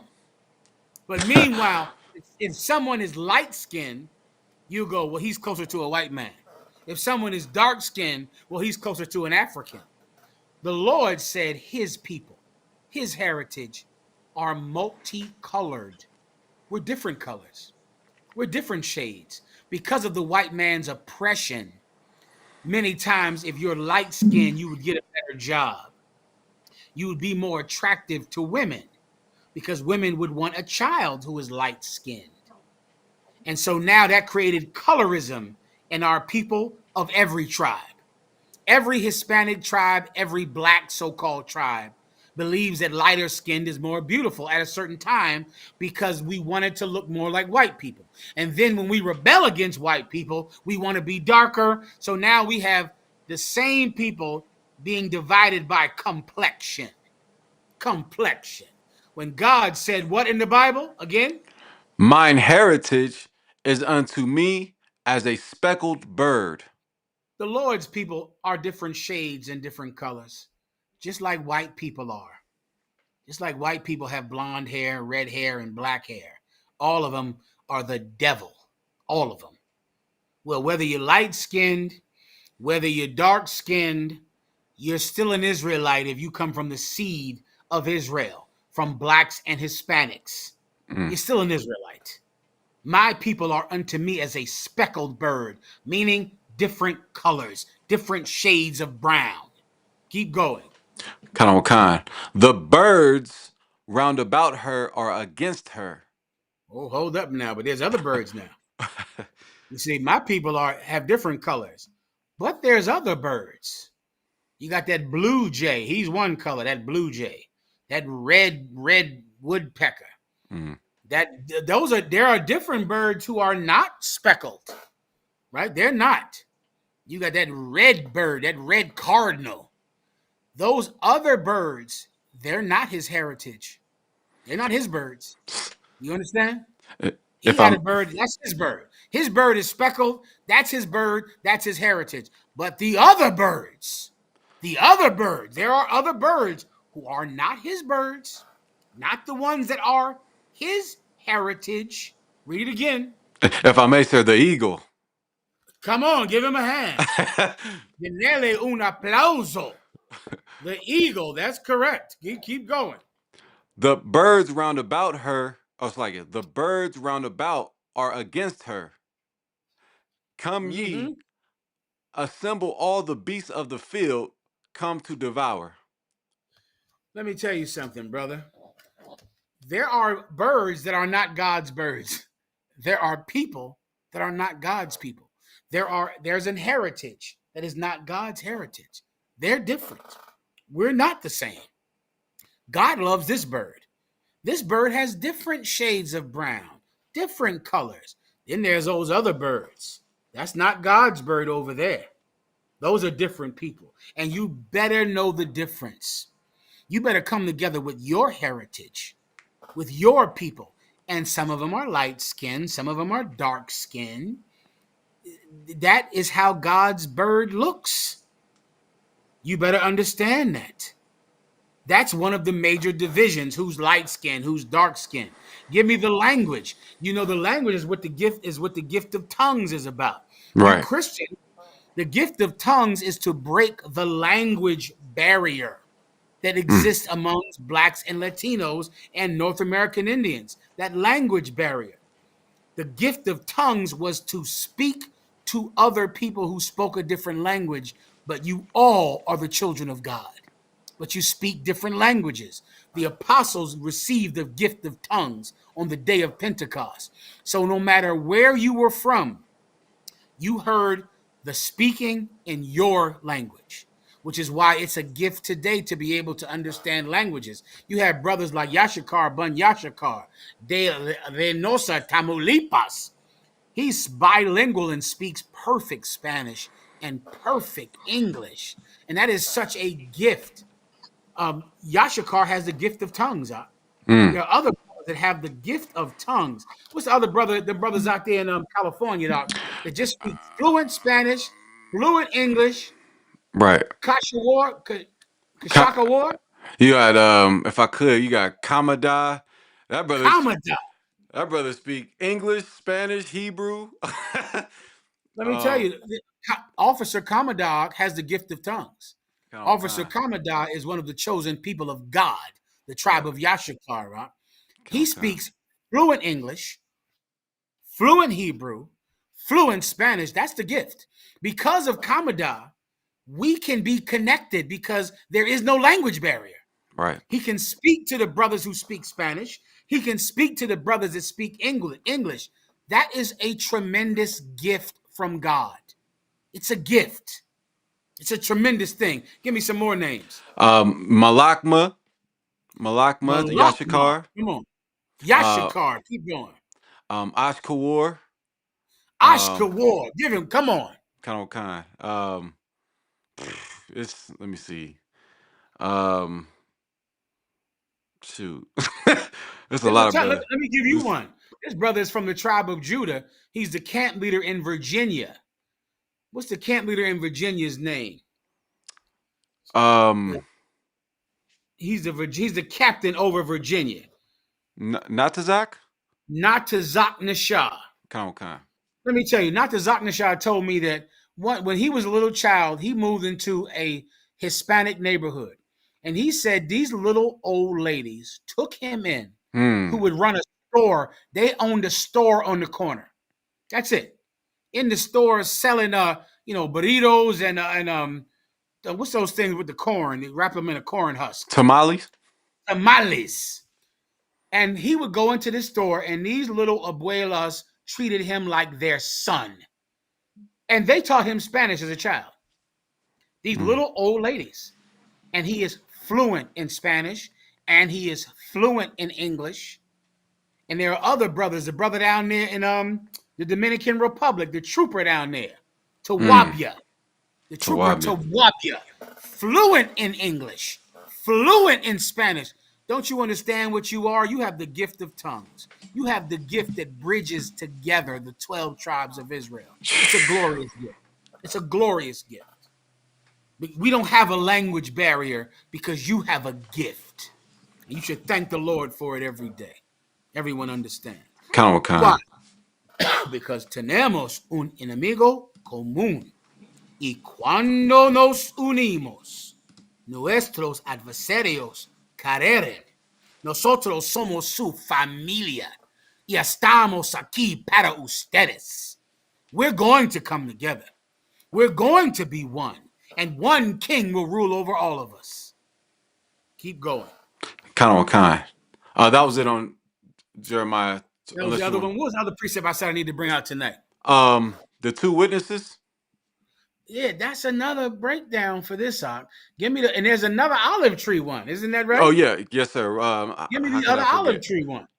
Jeremiah 11, a chapter prior to the one we were just in. Go ahead. Salakia. Jeremiah 11, and I'll start at 14 if that's okay. Please. Therefore, pray not, Jeremiah 11:14. Therefore, pray not thou for this people, neither lift up a cry or prayer for them, for I will not hear them in the time that they cry unto me for their trouble. You see this? This is the curse, brother. We sinned against the Lord our God, disobeyed his commandments. We lived according to the flesh, and not of the spirit. Not of the spirit. And God cursed us, man. And now he's saying, don't cry to me. Don't come to me. I will not help you. I will not be by your side. What you see happening with ICE agents and what you see happening to black people all across the world, Hispanics and Haiti, these are the curses from God because of our lack of faith. That's why these heathens, these animals are allowed to destroy the sheep of God. God is not hearing us. God is not listening to our cries. And the goal of the Israelite School of UPK is to live such a righteous life that God will hear us. He will hear our cry. The cry of Jerusalem has gone up. He'll hear us, and he will turn and help us because we are his children. Continue. What hath my beloved to do in mine house, seeing she hath wrought lewdness with many? The Lord is comparing us to his wife, meaning, why is my beloved in my house, seeing that you sleep with other men? You have brought lewdness to many. You're showing your breast and your thighs and your naked body to whoever gives you enough money. That's what blacks and Latinos are doing now. Whoever gives you money, you'll show your naked tail to them. You'll show them your thigh. You'll show them the parts of your body that only your husband should see. Why should you live in my house? Why should I protect you when you won't even spare your body for my eyes only? Continue. Okay. And the holy flesh is passed from thee. And the holy flesh is passed from you. Meaning what? You don't keep your body holy. Your body is, you're naked for whoever wants to see it. That's how black people act towards white people. That's why there's brand new Israelite groups did not exist a month ago. And their whole goal is to save white people. A white people who already have Donald Trump in the White House and the Supreme Court made it legal to racially profile. Still, their goal in life is to save white people. You'll show your naked ass to whoever has $1. Continue. Verse 16. Oh, no, I'm sorry. When thou doest evil, then thou rejoicest. Verse 16. The Lord called thy name a green olive tree. What'd you say again? The Lord called thy name a green olive tree. You see, we're the people that sinned against God. We're his wife that whores ourselves for money. We expect to still live in his house, but he's going to kick us out of his house because we show our naked body to other men. He called us a green olive tree. Israel is the olive tree. Israel is the natural olive tree. Israel is the wild olive tree. And so all Israel shall be saved. Because Israel is all of the olive trees. They're all Israel in Romans, the 11th chapter. Any more? um, uh, and the Lord called thy name a green olive tree, fair and of goodly fruit. Mm, mm, mm. Beautiful tree, the good looking tree, and good fruit. Good fruit. He took good care of you, and you still sinned against him. So he took that fruit and threw it out of the garden, and it grew up wild. He took the northern kingdom and threw them out of Samaria, threw them into captivity under the Persians and the Medes. Then he took the tribe of Judah and threw them in captivity in Rome, and threw them into death and peril in Africa. Threw them out. That seed had to grow up wild in West Africa, in Rome, in Europe, in America, in South and Central America, in North America. It was still the seed of the children of God. Still. And now the fullness of the Gentiles is about to happen. Now the people who thought they were American, thought they were Cheyenne and Navajo and Sioux, thought that they were Hispanic and Latino, thought that they were Black and African American. Now the fullness is going to come in, and we're all going to find out that we are the chosen people of God. All of Damn right. us. Okay. I can tell y'all why y'all show. I believe that was Okay. that. Am I missing something? No, that was it, sir. That was No problem. it on No that. problem. In problema. Okay, well, that was that. Any questions I'm missing online? Let me double check, sir. Slack you. You know what? The two witnesses. I don't believe I need to go through it, but the two witnesses is the same thing. All right. Okay. The two witnesses is the natural olive tree, and the wild one. That's the two witnesses. The two witnesses is Israel and Judah. It's the exact same thing. So if you want another breakdown for the wild olive tree and the grafted in olive tree, it's the two witnesses in Revelation. Go ahead and read that one. So I can read. Okay. You got two witnesses in the book of Revelation. Remember, you got the two olive trees that are all Israelites. Then you have the two witnesses in the book of Revelations. Go ahead and read it. Good night. I forgot it said what it's about to say. Go ahead. Revelation 11 and 3. And I will give power unto my two witnesses, and they shall prophesy 1,260 days, clothed in sackcloth. Mm-hmm. These are the two olive trees. I don't know what to tell you. Oh Listen, man. I know by tomorrow morning there'll be a fresh Israelite group that just started last night. Right. And I know they will know that God has chosen them to prove that white people can be saved. I know it. I know it's going to happen. All I can do is tell you you are redundant, because virtually the entire planet Earth believes that white people can be saved, Hmm. right? But the Israelite School of UPK could sure use some help proving that blacks and Latinos are more than garbage, are Right. more than filthy niggers and spicks. We could sure use some help proving that the people who ICE agents are brutalizing are actually the sons and daughters of God. We could use some help. We could use Okay. some help.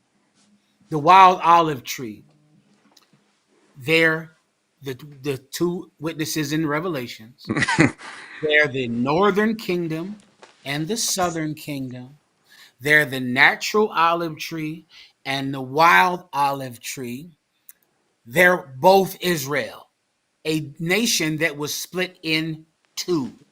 That's why it's the natural olive tree and the wild olive tree. That's why it's the two witnesses, because they are two that shall be one. Hmm. Last precept.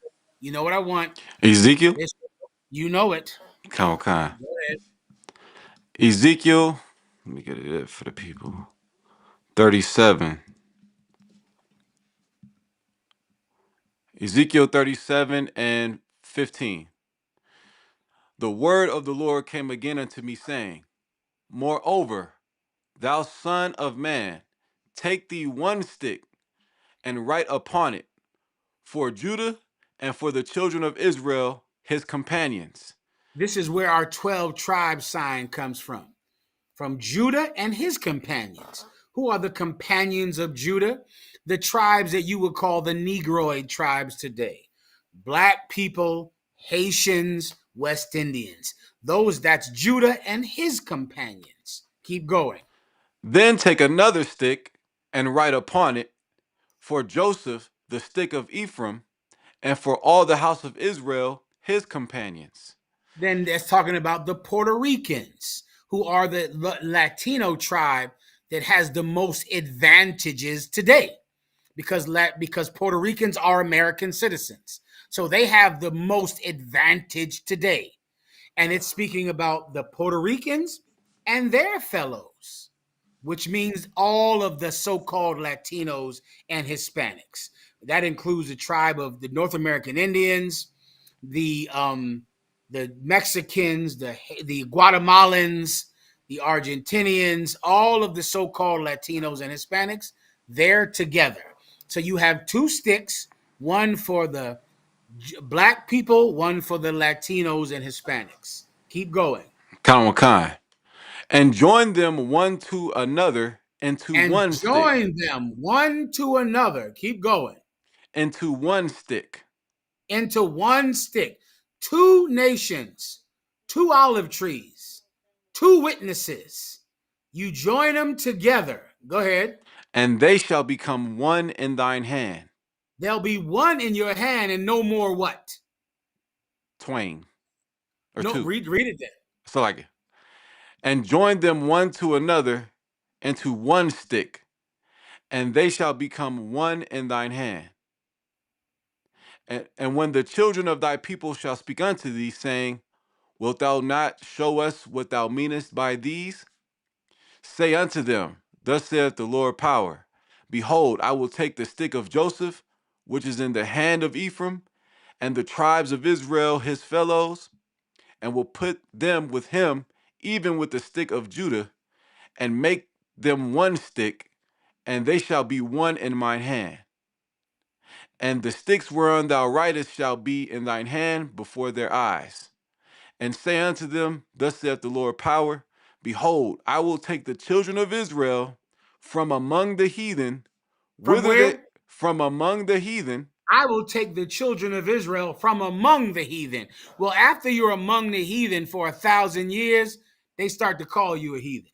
Right. After you're among the heathen for 2,000 years, they start to call you a Gentile because you've lived there for so long. Now you're an African American. Now you're a Mexican. Now you're a Haitian. Now you're a Guatemalan. Now you are the land of the people that enslaved you because you've been there so long. But God said the fullness of the Gentiles is about to come through. I'm going to take you out of that land.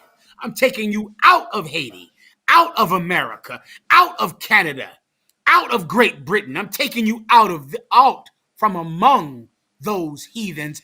Don't you see God right there is making a difference between the people living with the heathens and the actual heathens. Right. You're living with them, but you're not one of them. You think you are because you're blind and because you have a table full of food that has blinded you. You think you are white, don't you? You think you are French. You think you are British. You think you are Canadian, don't you? That table is a stumbling block unto you. That food you get to eat makes you think that you're one of them until one day a masked man in a tank reminds you that you're not an American. A cop in a police car reminds you you're not an American. You're not British. You'll find out. And you'll see that all we have is us. Solos nosotros. All we have is us. Us ourselves alone. Continue. Kind. And I will, behold, I will take the children of Israel from among the heathen, whither they be gone, and will gather them on every side, and bring them into their own land, and will make them one nation in the land upon the mountains of Israel. And one king shall be king to them all, and they shall be no more two nations. No more what? Two nations. No more what? Two nations. This is the entire culmination of God's will. The two candlesticks, the two witnesses, the two olive trees. It is the correction of Solomon's crime that destroyed this entire nation. Solomon wanted to have sex with women who were not blacks and Latinos. Because of that, God stripped him of the nation and split our nation with a terrible civil war. And we have still not recovered from it. But there are a few men who have not bent the knee to Baal. They won't serve other gods. Right. And they are going to join this nation back together again. Those men are the Israelite school of UPK and its warriors, mi carnales, that you see every day, that you Right. see all over the world. You see them on the internet. These are the sons of God, the disciples of Christ, and the prophets of the Lord. And they are joining together, the two halves of one nation, because God commanded it. It is God's will that blacks and Latinos are one race. It is Right. God's will that blacks and Latinos come together as one. David fought to make it happen. David fought to do it. And Tola and the other Hispanics that joined him decided that David would be king. And it is God's will that Jesus Christ rules over that nation. Everyone understand? Kalawan Khan, sir. With that, I believe that's that. All right? Kalawan Khan, sir. Good to go. Any questions online? Am I done? Go ahead. Let me see.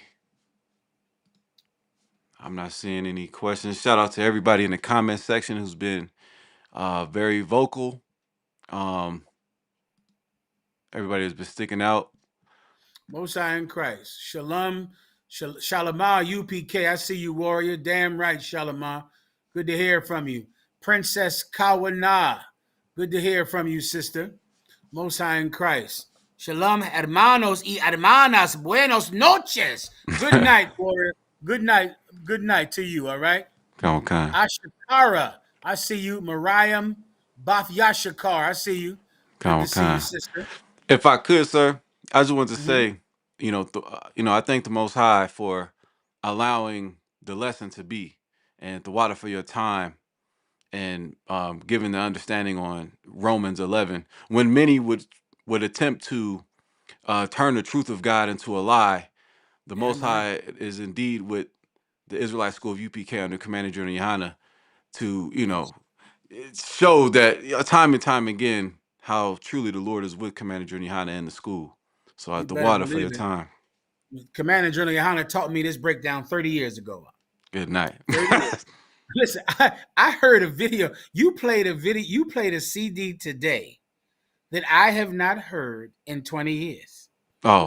What was that? What was that? How did you find that CD? Yahweh Barak Now Habashai. How did you even find that? So like it, sir. Well, a little bit like my pops, he was in California in the late 90s. I forgot about that, man. Listen, shout out to your pot, man. Lord be with him, man. Your father, man. Give him a hand. Denele un aplauso. So because of that, you found that CD. Now, is there a date on that CD? No. CD, brother, is from 98. I mean, it might be, God damn it, it might be 96. That was before my Hebrew Academy. Okay, I think I was a trooper because I remember there's one skit on there when they're saying their three names. Do you know that? It's on the CD. Did you hear that one? They saying, and there's a few. I think I got it. Okay. See if you can find a song in there where they're, you know how we go, Thaba one. We say the three names, right? I remember hearing that skit, brother, when I was a trooper. I was a trooper because the brothers were making fun of me because I was much like I am right now and very enthusiastic. I I was like a wild cat in the truth. You get my point? I was very aggressive. You understand? Or too aggressive, overly aggressive in my young age, right? Mm-hmm. And they made a whole skit about how aggressive I am, saying that I would say my name 3 times and then knock over all the chairs in the room. And, and when I heard it, I forgot about it, for 20 years. Today, I said, "Oh my God, he found that CD." And General Hazayan used to love that CD. General Hazayan used to love that CD so much. You should get Hazayan. He probably already has his, probably. But General Hazayan used to love that CD. That was 25 years ago. General Haz loved that CD. See if you can find the one about saying the 3 names. I think it's 2 of them that say. So I got them converted into on the Okay, email. So, but it's 2 of them that I'm gonna play. Here's one of go them. ahead. It's about 30 seconds. Can you hear it? I hear it fine. General Shaquat, you want to call it? Yeah, I call it. All right, brother. Okay, sisters, please be seated. All right, madams and boys! All right, Mariam! That's one. So, Let me explain that to you, all right?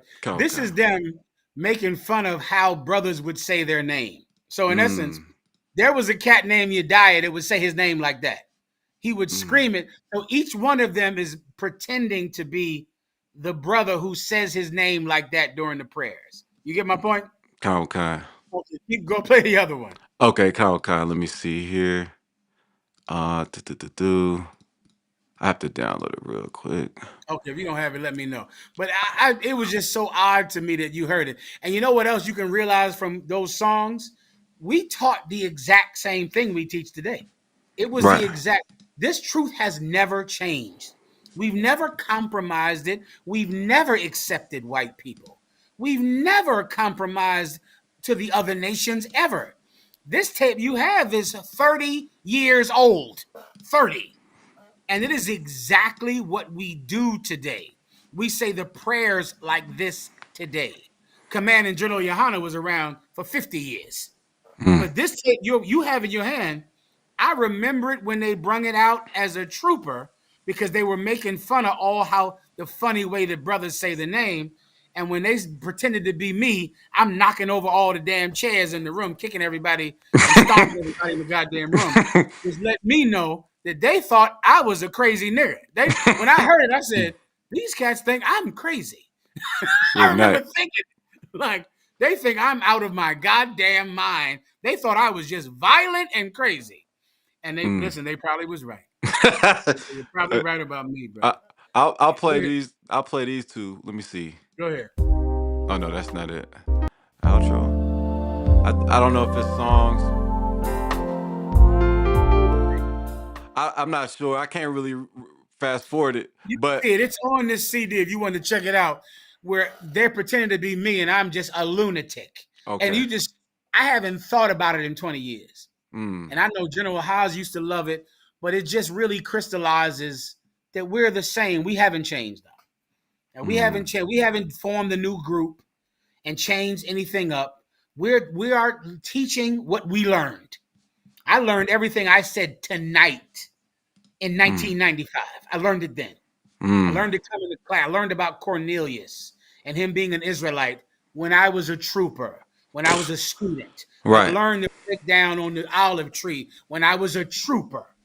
When I was a trooper in the school, I learned it, and I teach it today. One West, fuck the rest. Right. Damn right, sir. Excuse me. All right, you can watch it on your own time. Okay, good to go. Yep. That is, I want to say the water to the Sons of Thunder. Give them a hand. Okay. Officer Thabo One, and what's the other brother's name? Priest Gadiawan out in Texas.